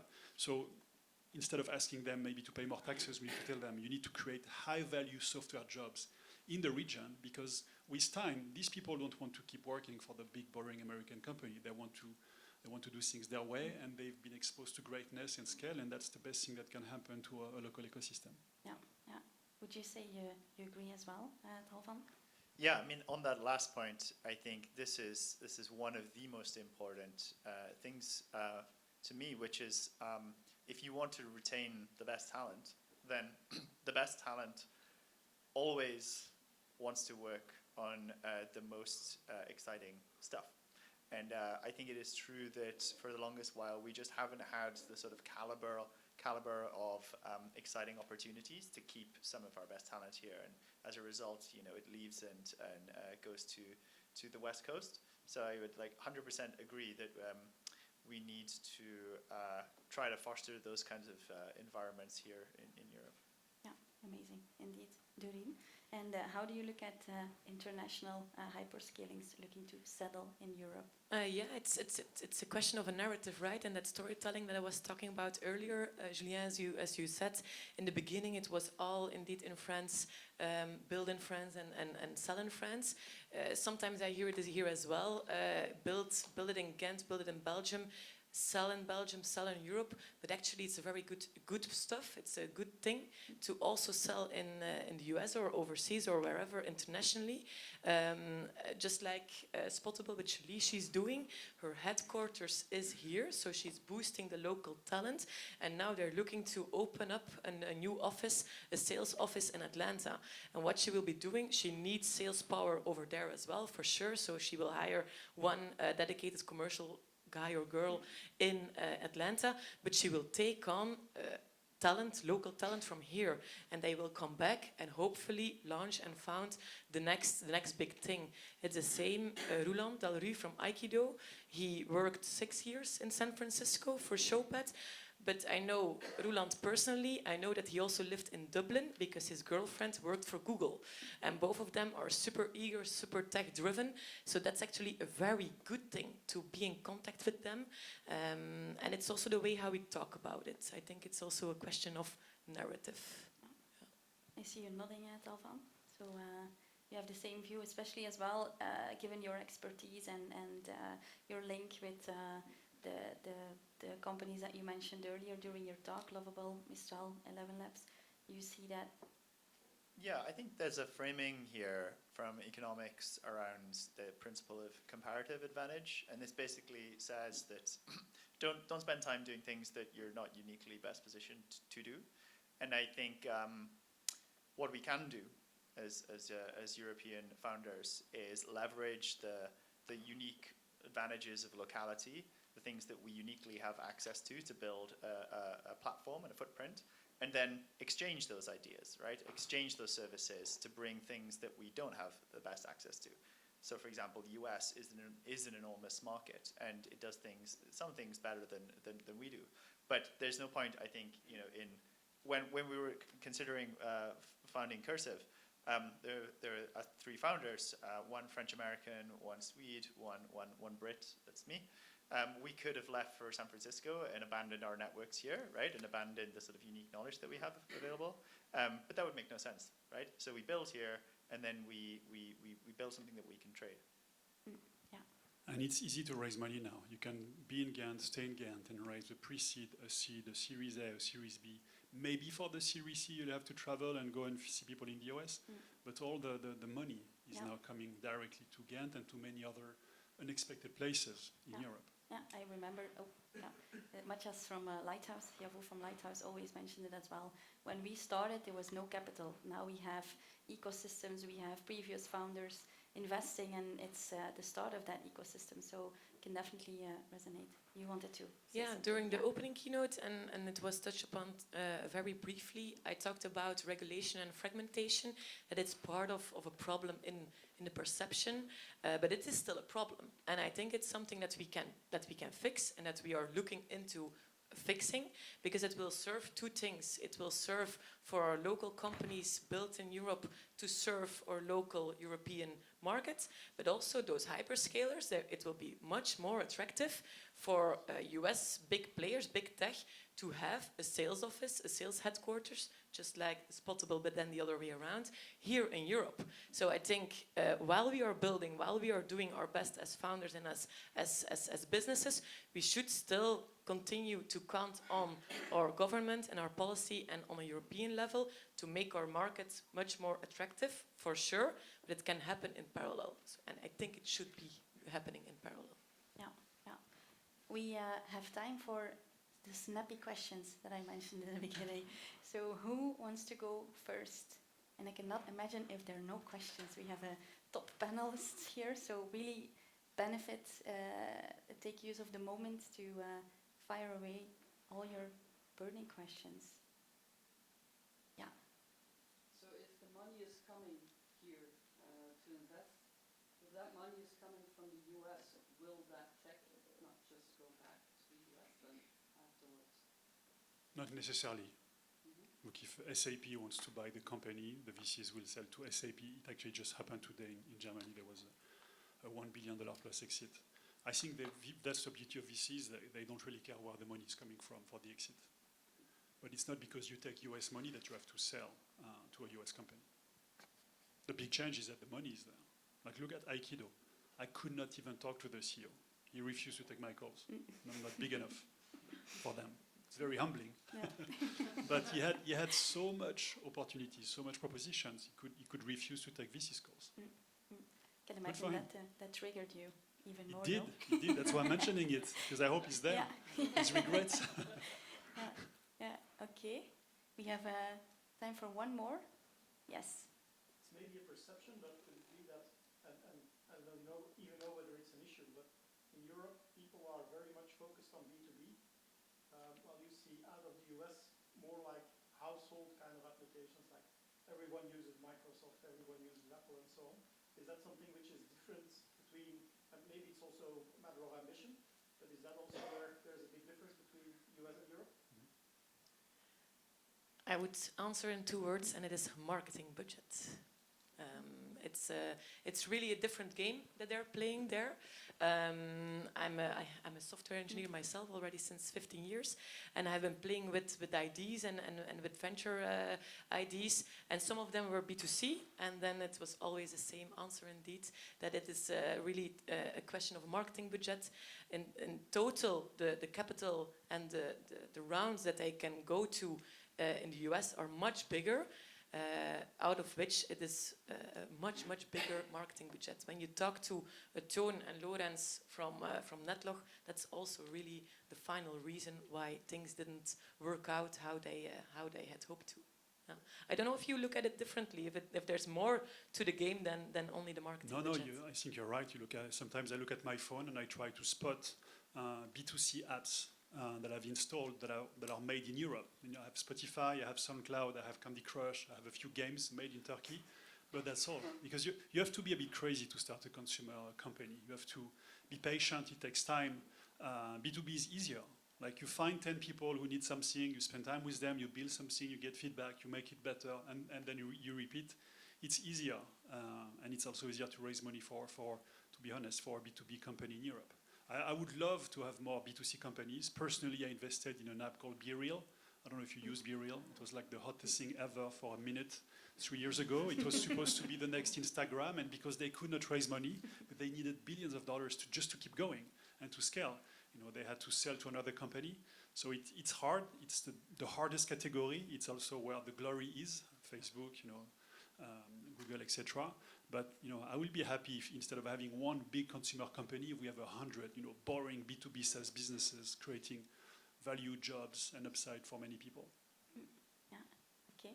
It's nice to expand the panel like this with some questions from the audience.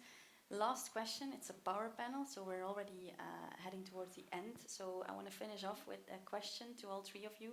What is the one thing that you want the builders in the room, or people that love to build, to take away from this session, to step out of this room, and voila. Whoever wants to go first, whoever feels ready. I was about to say ladies first. Yeah. Damn it. Luckily, I've already thought about it. No, one of my favorite quotes, mottos in life is "Just do it" from Nike. And apparently, recently they changed their slogan to fit more to the next generation as well. And they changed it to "Why do it?" To really ask yourself, purposely driven, why to do something. And I think my final words towards you, and also what I'm living, is the combination of both. So first ask yourself, why do it? And then just do it. And maybe it can be a B2C application, starting as a passion project. I'm spending my weekends and some Friday evenings now coding and vibe coding again, and I think it's great. And I hope some passion projects now enter again, and hopefully some of them are B2C. But then let's just do it.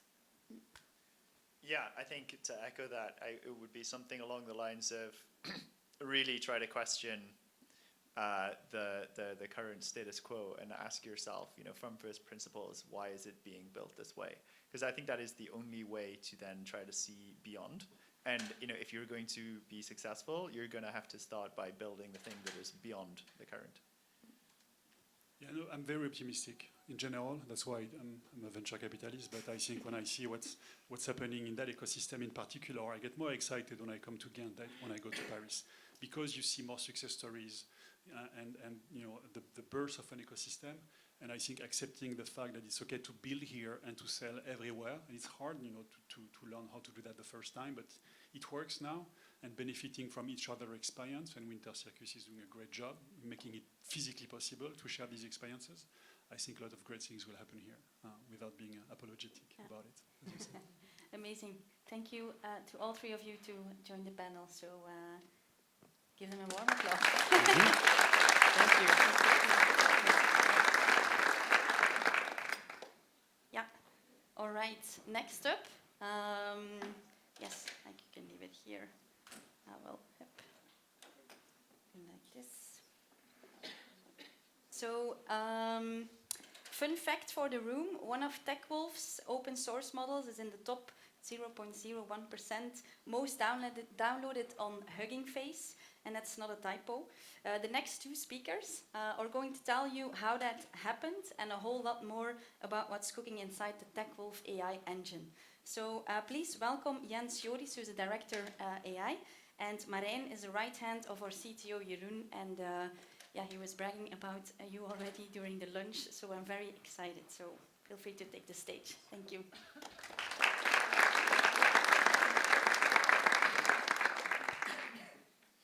Hi everyone, I'm Marin, that's JJ, just so you get the pictures and the names right. Do we have a clicker?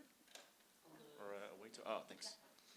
We just actually did this exact same talk downstairs, so we did the repetition, so this is the real one. The rehearsal downstairs, and this is the real one. Maybe some of you in the audience, when they were a kid, they wanted to be a soccer player, or maybe an engineer, or maybe a robotics engineer, or a teacher, or a fireman. Ever since I was young, I wanted to transform unstructured data into actionable business insights. And I wanted to deliver shareholder value. It's my dream. I'll talk a bit about how the future is agentic and how we see that fit that dream that I have. And then afterwards, JJ will talk about how those agents need small language models that TechWolf builds. So the future is agentic, or at least that's what Twitter says. In 2025 was the first year that agents were all the rage. They promised a lot, but it's only now in 2026 that I, as a very technical person, actually start to see it and believe it and experience it. A lot of you will probably have used an agent, things like Lovable or Cloud Code, even ChatGPT is technically an agent. But my mom doesn't use agents yet, but I know it's the future. And it's important for us as the ecosystem to build for that agentic future. This is Marijn.md. MD is, it stands for Markdown. It's like the file type where people describe the personality of an agent in. It's something that I made. It's basically just a folder on my MacBook that contains a bunch more Markdown files, just a lot of text basically. And it contains everything about me. So I cloned myself into files. Everything that I know, every person that I know, every project I'm working on, the role I'm in, my performance reviews, my feedback that I got from people, the goals I have for this year. And it contains all those things as information for my own agent, the agent that I then deploy, you know. Interestingly, it also has like a file on people. So every person in my network at TechWolf has their own file. It describes things like how I work with them, how I communicate with them. So for example, I have one on JJ, and it contains how I talk to him, that I typically speak in Dutch in a DM, but then for more formal things, I use an email in English, that we often like brainstorm together and that we work on certain projects together. I use it, so I didn't write this all myself. I just gave it training data. I just gave it every single email I've ever written to JJ, and now it really knows how I write an email to JJ. So that's great, because then when I'm actually drafting an email to JJ and I'm using AI to do so, it knows I'm talking to JJ, so it will use the same language that I typically use with JJ. It can also make presentations in the styles that I like to do it. It also programs the way I do it. It uses the frameworks I'm familiar with, because it really knows it has seen all those things. Now, more interestingly, or to me more interestingly, if another person also has such an agent, you can make them talk to each other. And Bernd is someone who got introduced in the last session downstairs. But he also has a similar agent, and we sometimes let them play with each other. One of the last things we did is we let them play chess against each other in Slack. They just went back and forth. And they also, they emergently started to trash talk each other. We didn't ask them to, but it's funny that they at a certain point did. So maybe that's within our personality to always trash talk each other. I secretly gave mine a chess engine just so that I could win. But yeah. Now, last week, we thought, how can we take this even further and involve more people into this and waste more company time? And we ran an election. So both our agents were up for election to become the snack president of TechWolf. There's like a €200 budget a week for snacks in the kitchen of TechWolf. And we let people decide or vote on which agent should be able to govern that budget and spend that budget. So we made an application where people could vote online. The people of TechWolf could vote for which agent can decide what the snack budget will be spent on. And they debated in a public channel, and people could chime in the channel, ask questions to the participants or to the candidates. And some people did requests like a kebab machine. There's various things. Both our CTO and the chief of staff tried to bribe the agent. I think even the CEO asked for what the business was, the return on investment on specific snacks. I lost in the end because of the bribing, is what I'm telling everyone. But yeah. Now, if we actually make this into something more useful, a little bit more shareholder value, it would be using this type of work of like creating an agent with a personality in actual companies. So for example, last year we got invited to the offices of Mediafin, which is the makers of the Tijd. The Tijd is like the Financial Times of Belgium. And we got invited to their offices to do a one-day hackathon and really create agents for the key players in their journalistic newsroom, like in their staff. Like this is, it's just a diagram of it, but like you see there at the top, you see AI section editor Jasper for politics. Jasper is like the person in charge of writing the politics items in the newspaper of the Tijd. And we just let the agent read every single article that Jasper has ever written. And we let them then, we did that for a lot of people in their newsroom, and we let those agents then work together in Slack. So they're not playing chess, they're not doing a public debate, they're actually working together to get to a final product. To be clear, we never really shipped the paper was never sent to actual readers of the Tijd, but they did make lots of content and also a beautiful podcast on it that I can definitely recommend.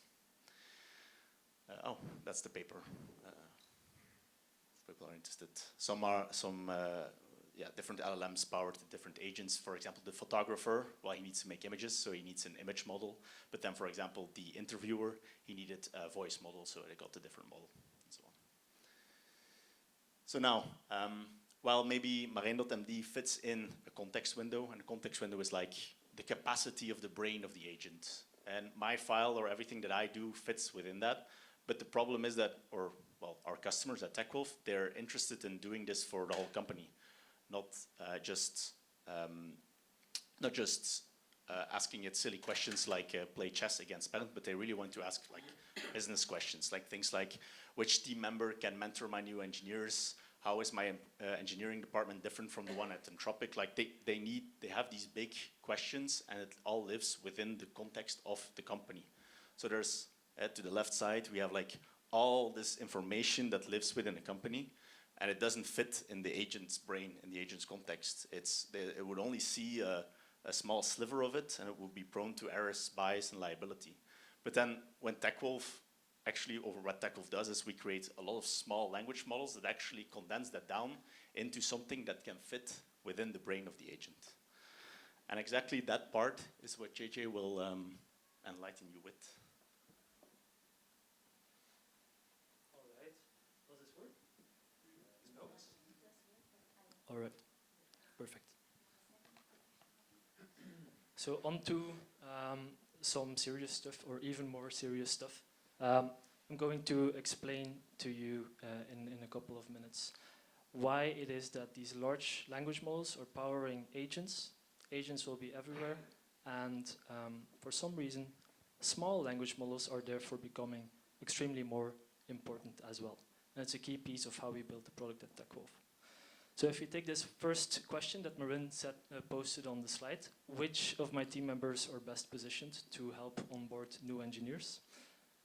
It's quite an impactful question, and this is just one example, but all of these questions that our customers come to us for at TechWolf can potentially have a big impact on the employment, on the careers of individuals at these companies. And therefore, there's a couple of key conditions that need to be met in order to have trust in whatever comes out of an answer of an agent. The first one here is verifiability. The data that the agent uses needs to be verified at certain critical points in time. We need to know based on what data is the agent making recommendations, and how do we know that we can trust that data. Secondly, it's about scale. We don't want to leave any stone unturned. The whole reason why we are catering to big enterprises is because of this scale issue. You need to have a full view on all of the employees in the company to come up with the most relevant answers. And finally, it's about bias. How do we trust not only the data that's being used by the agent, but also how do we trust the whole answer? How do we know that it's not making up its own mind, for example, about the gender or the background of an employee? No, LLMs are very happy to make up their own minds in their reasoning chains and kind of defend whatever point of view they want to take. So how can we make sure that there is no such bias in this whole system? And maybe the more interesting thing here is that it's not that surprising. You know, as humans make decisions, we actually have the exact same conditions as well. What forces us to put these conditions on a paper is that decisions that were previously just made by humans are now being built into systems, agentic systems. So these need to be built, and we need to put on paper what we need to think about. So the first part, verifiability. I'm starting with this one because it actually designs the whole context graph. It designs all of the data, how the data should look like, how it should be explained, how it should be surfaced to humans.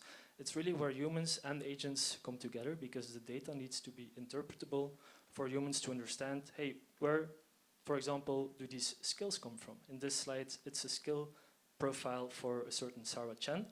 She gets recommended all of these skills based on her work experience, based on projects that she's been on, etc. And she needs to be able, if she wants to go in and check all of that data. And that's what is the difference between accurate data and data that can be trusted at scale by organizations. It's a design constraint that comes from this human verification condition, but then also forms the rest of how you build the system towards agents as well. Now, scale. In this specific example, I want to talk about skill extraction. So this is the messy problem of identifying skills on individuals. In the academic world, we call it extreme multi-label classification. It's a fancy term. It basically says that there's a huge amount of skills, and it's quite difficult to identify them on people based on a lot of different types of data. Now, if you look at the research, the trend is clear. Quality is going up with all of these models, but at an extreme expense. The amount of parameters that these models use to make their predictions is going up exponentially. And if you follow that trend as a business like TechWolf, it's a highway to bankruptcy. We're serving to millions of employees on a daily basis. We're processing billions of data points each day. And, well, if you're going to jump on the next shiny model, it's going to be extremely expensive. And this is why we invest so much in the local talent here. We have a research team. We have a big collaboration with the Ghent University as well, and a larger AI team. And so late last year, we released one of our models, fully open source. It's called Context Match. And it does exactly this task at a fraction of the cost, 16,000 times cheaper. And that's the difference between being in business or being out of business. combining this verifiability and the scale is where things really take off. It's kind of an infinite wheel that kind of pushes itself forward. You start with some training data, you then produce these small, highly qualitative models that you can serve at scale, collect feedback at scale, and then close that loop by continuously improving the training data based on that feedback, making better models, etc. And that's really where your product starts to fly. Now, on the final piece of bias, this is extremely important, as I said. Agents are happy to produce whatever reasoning they see fit, and there's just certain things you don't want to leave to an agent. You want to codify how to make specific workforce-related recommendations. That's why we have recommendation engines as part of the product. We have skills-based recommendations, task-based recommendations, and any combination in between. And that's just an algorithm. It's not an agent. So we built that algorithm, and we also audit that against bias. So we have a nice PDF document that actually says that these algorithms are unbiased, and you then give those algorithms as a tool to the agent. And that's where the data, the trusted data, at scale, without any bias, can produce or can enable agents to give answers on workforce-related questions. Now, it's all nice to kind of claim these shiny results, and that's also something that we found, that a lot of companies are now in AI, and the way that they are evaluating their AI products is vastly different. And that's something that we were not happy with seeing, especially in the space of work and applying AI on work, which is a high-stakes environment. So this year we released Worker-B. It stands for Work Research Benchmark. It's a collaboration of industry players and academic institutions that we've led from our research team here in Ghent. It currently contains 14 standard evals. It ranges from simple skill extraction to comparing different tasks, the impact of AI on that work, to, for example, recommending the next jobs to people. And this is the de facto way to evaluate your AI in the work AI space, which you can see from the collaborations we've had so far, and we're not planning to stop here. This is going to continue to grow. Now on to the second and last question that Marin put on his slide. How does my engineering department differ from the one at Anthropic?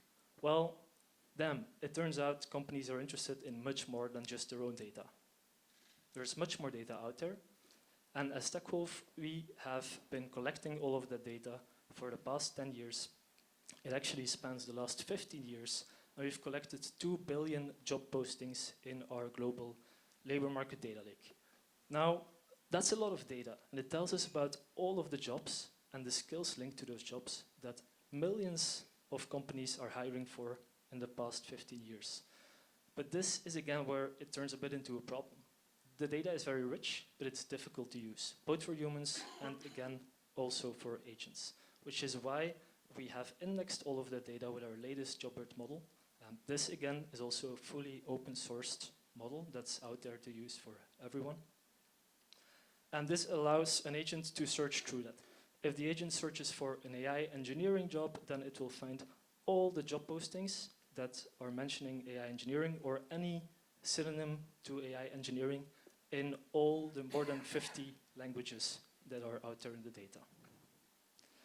And it turns out we're not the only ones doing this. Last year, at this very place, we presented that we had 32,000 downloads in total on all of our open source models and data sets. And I was actually quite proud about that number. But today we have more than 2 million downloads in total. And they're not coming from the internal team at TechWolf.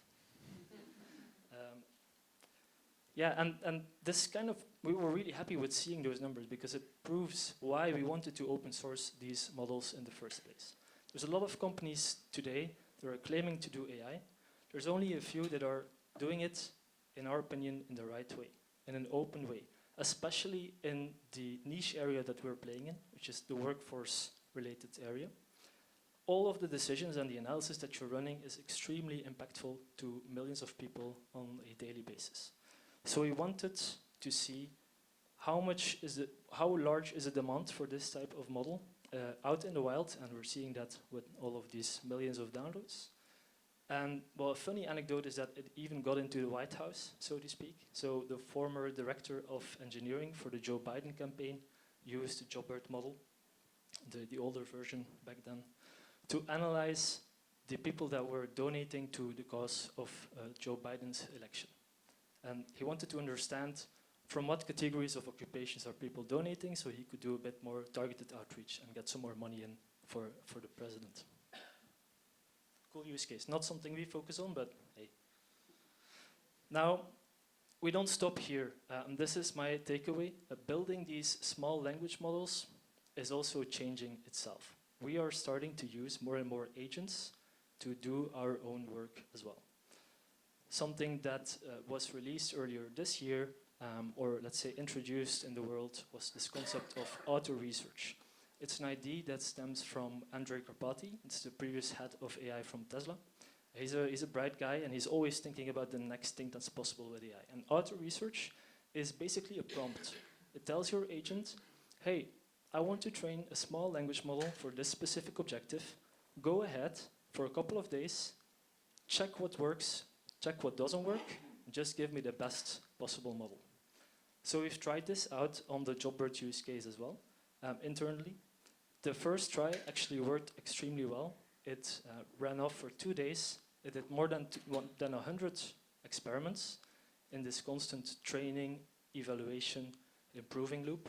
It took notes in between all the experiments, and at the end of the day, it produced a new version that is, since this week, in production at TechConf and already saving us $10,000, so millions would be crazy.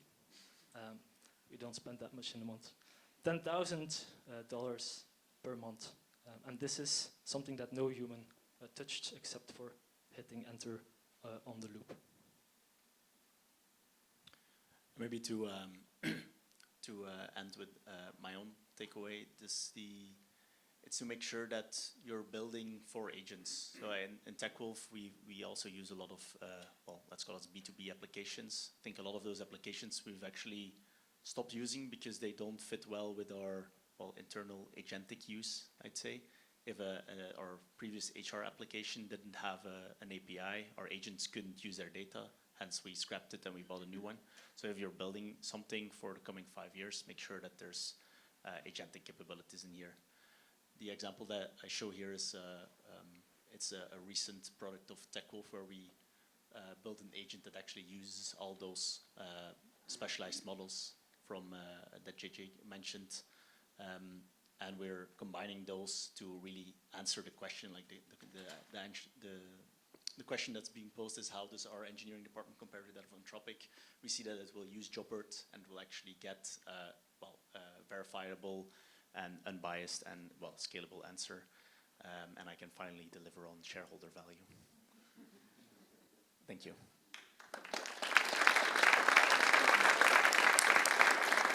Thank you so much, guys. It's the first time we are a bit over time, but it's perfect.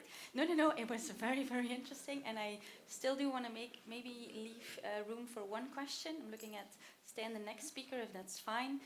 We will be 5 minutes past 5. Good for everyone? Okay, perfect. So room for one question. Yeah.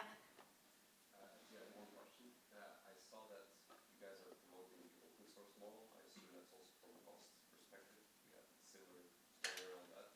Would you say that everybody that wants to build in production in the future will actually go more to open source models versus closed source models? Yeah, well, let me stand up again. So I think there's two different sides to the open source story, and when we talk about LLMs, there's definitely a trend there. So these large language models, the open source versions of those are becoming more and more powerful with the same amount of compute. So there will probably be a drain from the large LLM providers to smaller or local LLMs. At the same time, the OpenAIs of the world, they will continue to innovate. So the roof will also, or the ceiling will also go higher.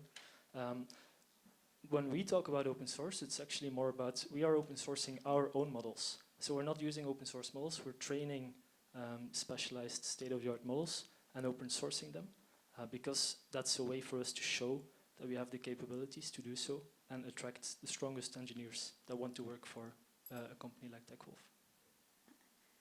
Thank you. I also think it's super smart. Like Jeroen, he posts every day on his LinkedIn insights, and it's extremely learningful.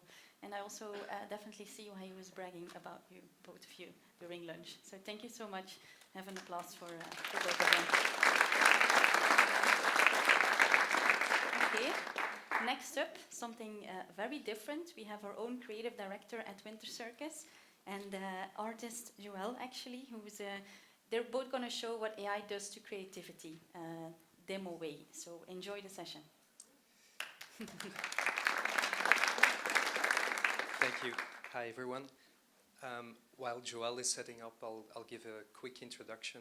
As Enya said, I'm the creative director of Winter Circus, and I had the pleasure to join the team a year before opening and helping build our brand, the building, the experience. But I also do the public programmation, so everything we do for the bigger public besides the tech ecosystem. And it's very important there for us to bring technology closer to people. And we've had an amazing partnership with TechWolf this week where we curated an exhibition, which I'll talk about a bit later. But you can discover it yourself in the expo room, which is below us. And it was open to the public the past weekend, where we also performed an ambient night. So the marriage of AI and art sounds very serious, but it is a love affair, at least for me, because it feels like cheating the whole time. So I've had a career mostly as a concept creative art director in creative advertising. And so I'm what people say as a hybrid. I do everything, designing, creative, copywriting, etc. And of course, AI is such a powerful tool there. It's impacting art practices, creative practices, and we're going to talk about that a bit. Funny story is that I actually ended up at Winter Circus because I was, as Doreen mentioned, chasing big dreams. After 10 years abroad, working in different parts of the world, I came back to Belgium. It was a bit of a hard landing, but all of a sudden, I had a dream that I wanted to do for a long time, was build a big light installation. And the city of Ghent called me and they were like, hey, can you do this for us? So this is Visionnaire. It was a light installation in which we visualized the dreams of the future for their city by people of Ghent. Was done with, of course, Midjourney back then. I think I created 6,000 images. I got a bit into it too much. And so the whole concept was this massive AI, a bit cyberpunk, that was spitting up all these images of the future. And I actually didn't have enough budget to do it properly. So I was like, hey, I know Louis Jonker from my time in San Francisco.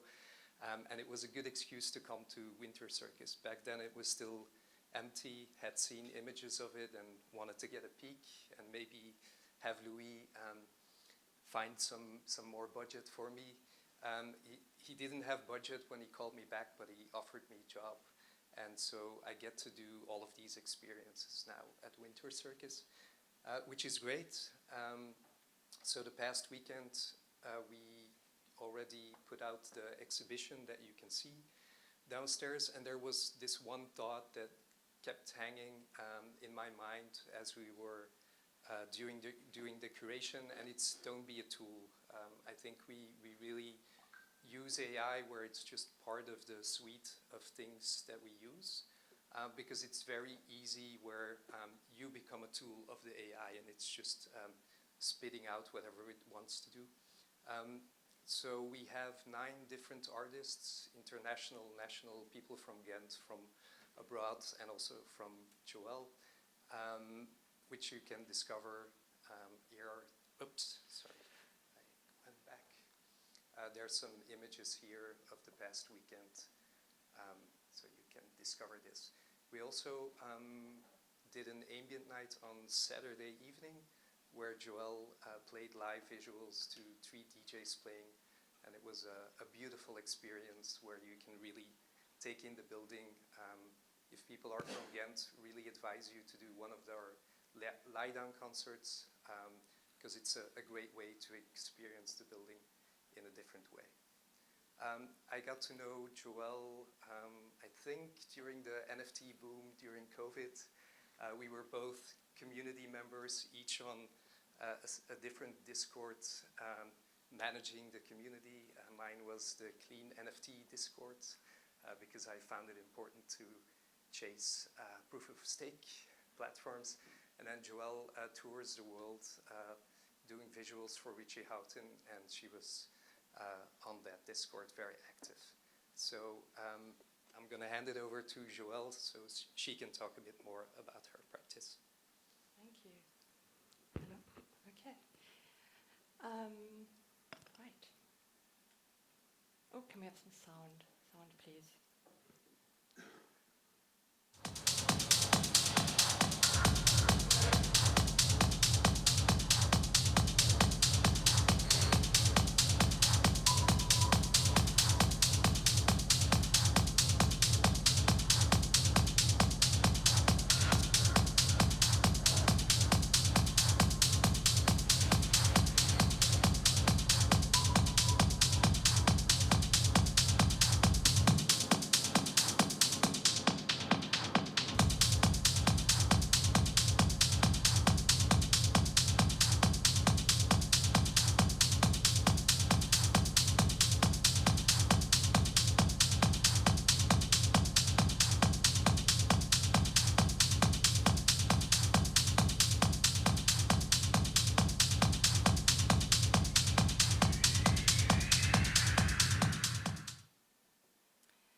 So that was a live visual performance for electronic musician and DJ Richie Houghton at a festival called Time Warp. Everything you're seeing is generated in real time, driven directly by the frequencies in the audio. I'm a visual artist and designer with a focus on audio-visual synchronicity.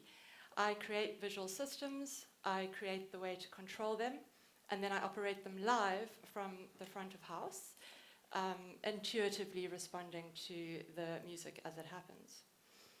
I think of what I do as shaping the invisible by giving sound a certain sense of physicality. I love to explore the connection between what I hear and what I see and what I feel. And I try to create a hypnotic atmosphere that anchors the audience in the feeling of being there over the spectacle of what's on the screen. In live performance, I use the light from the LED wall to shape the darkness around the artist. I want there to be a dialogue between sound, light, and visual where they exist harmoniously and in balance, and where neither element is overpowering the other. I like to transform the screen into a sort of cinematic portal between the physical and the virtual, and blur the boundary between what's on screen and what's real. This is some look dev for the show I've been touring with Richie Houghton this past year.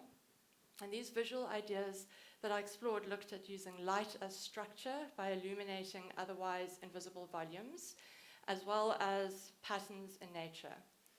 Beams cut through darkness, the space moves through haze and sculptural form, organisms emerge from light, and light bends and fractures into prisms. I created virtual volumetric lighting, fog and smoke, which is designed to simulate real-world lighting and atmospherics. And then together with the lighting operator, we brought the elements together and tried to build a progression from the familiar to the otherworldly. For a club in London called Fold, I redesigned all of the screens throughout the building, including their wayfinding signage.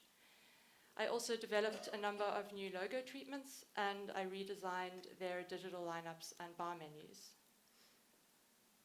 The visuals draw from two ideas: the immersive atmosphere of the dance floor through the use of light and dark, and these organic network patterns based on slime mold, a Physerum simulation that embody the connectedness of the community that gathers here. Sorry, I just want to quickly grab some water.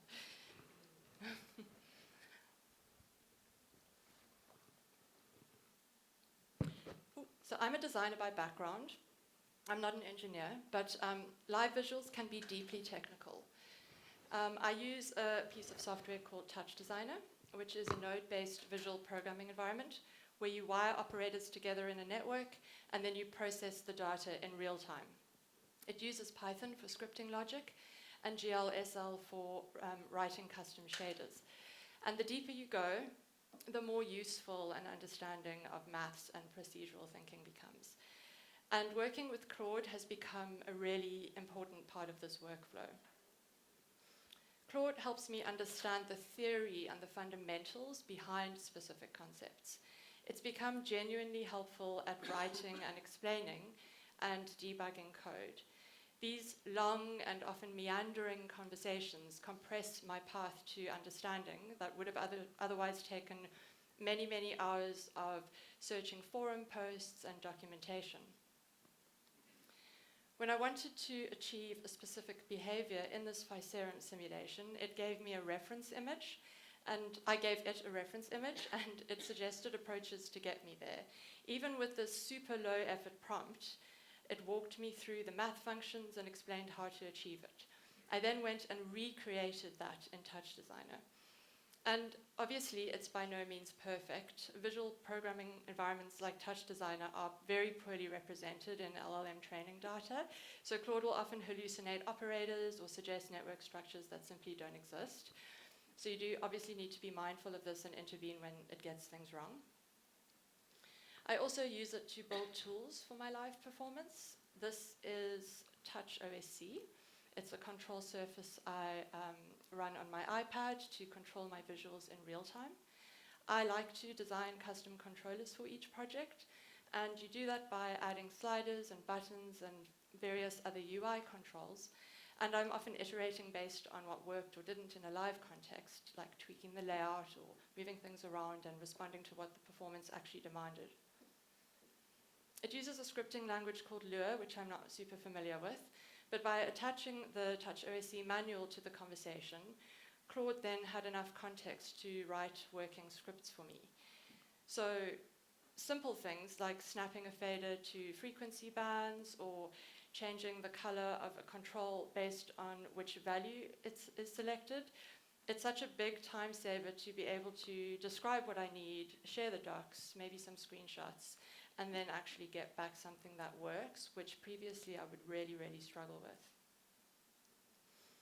And I've also found some value in brainstorming concepts for the Horton show. So most of what it returned was pretty generic, but occasionally there'd be a word with maybe an unexpected weird kind of angle that would be interesting. And I also like to share images as I'm developing the work and ask it to describe them. I find it quite fascinating how sometimes it can see things in my work that I don't see.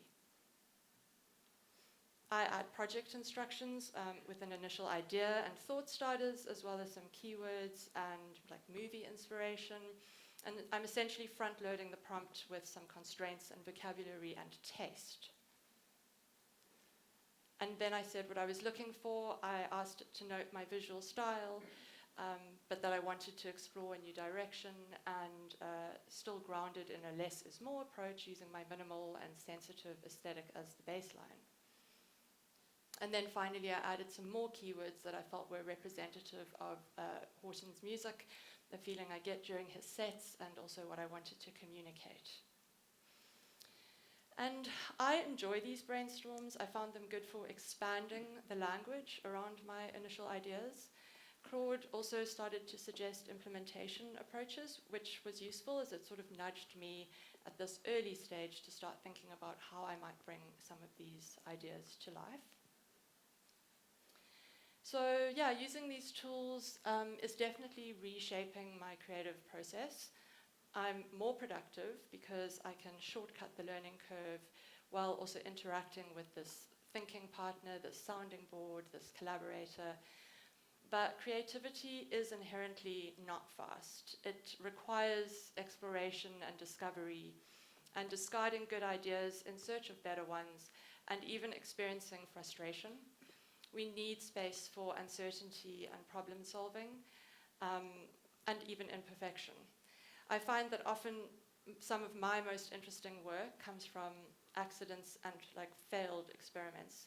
That friction, that struggle, the doubt, I think that these are crucial parts of the creative process. And generative tools are really good at drawing a straight line, but creative work is rarely a straight line.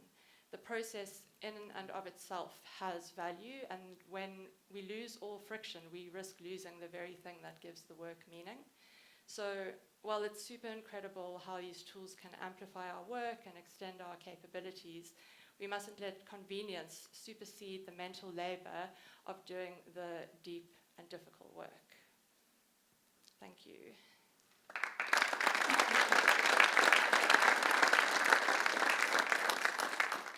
Thank you so much to the both of you. Well, this definitely a banger to end to end this session. I saw Dalvan smiling when Joël mentioned the specific club in UK. Sorry to putting the spotlight on. I'm gonna just. Are there any questions? Yeah.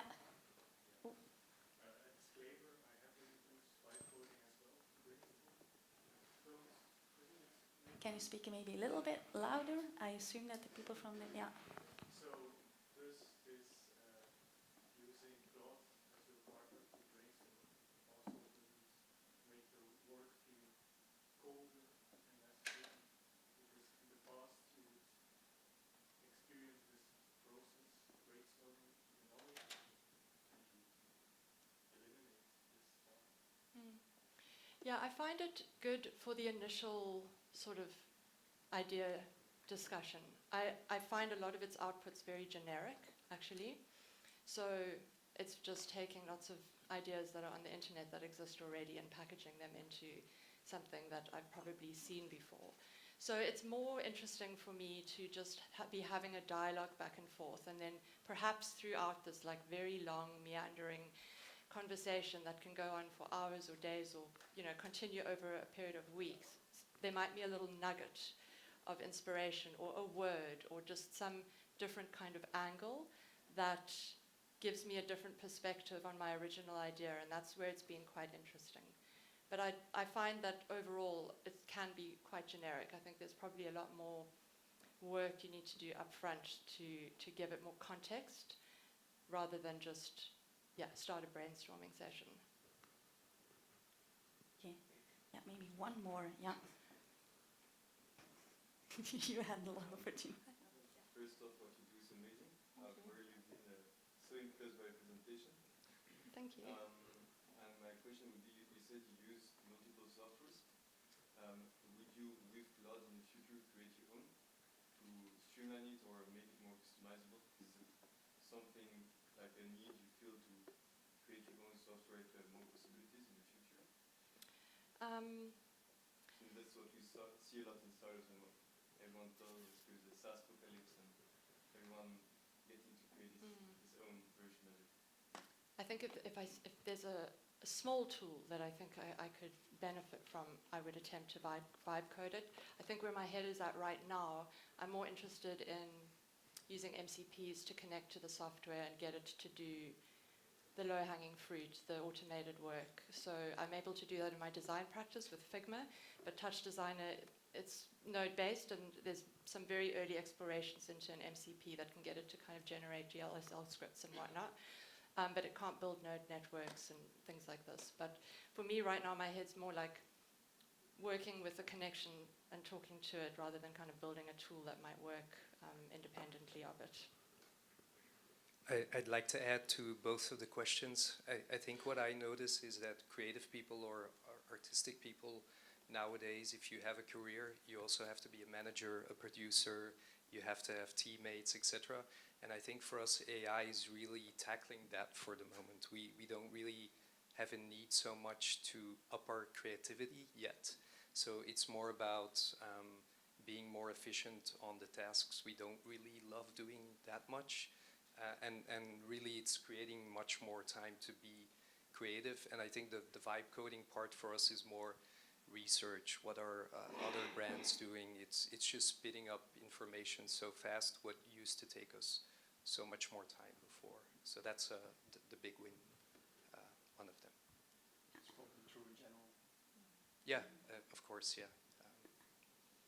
Yay, thank you so much. Big applause again.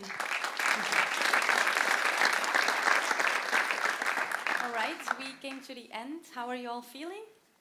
Energized, pumped? Yes, can't wait for the next one. So this was the ecosystem track. Thank you so much.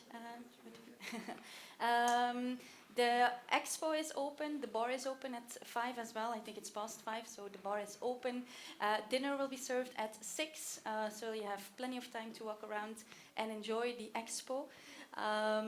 Yeah, hope you enjoyed it. When they asked us which music or which type of songs do we pick for this ecosystem track, who are the OGs in Ghent that their music is really well known, so you can guess it. We will put the music on and you can guess it. But to recap, main stage 7:30. Thank you all for being here and enjoy the rest of the evening.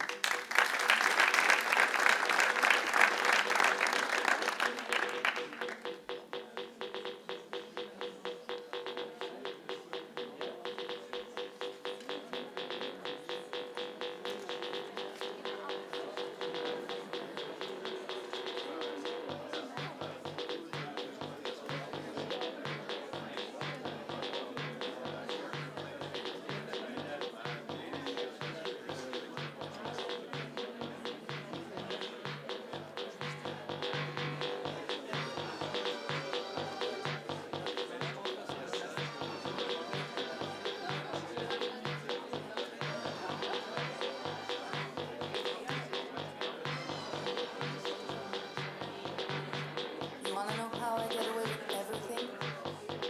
I work all the fucking time. From Monday to Friday, Friday to Sunday. I love it. I work. So when I say come on, I mean come on. You've got to work with me. Nah, I don't wanna see any fake ass workers. I need real builders. Work. Work it. Work. Work to be a winner. Sweat. Work it. Sweat. Sweat to be a winner. I wanna smell you. Yeah, I wanna smell you. I wanna smell you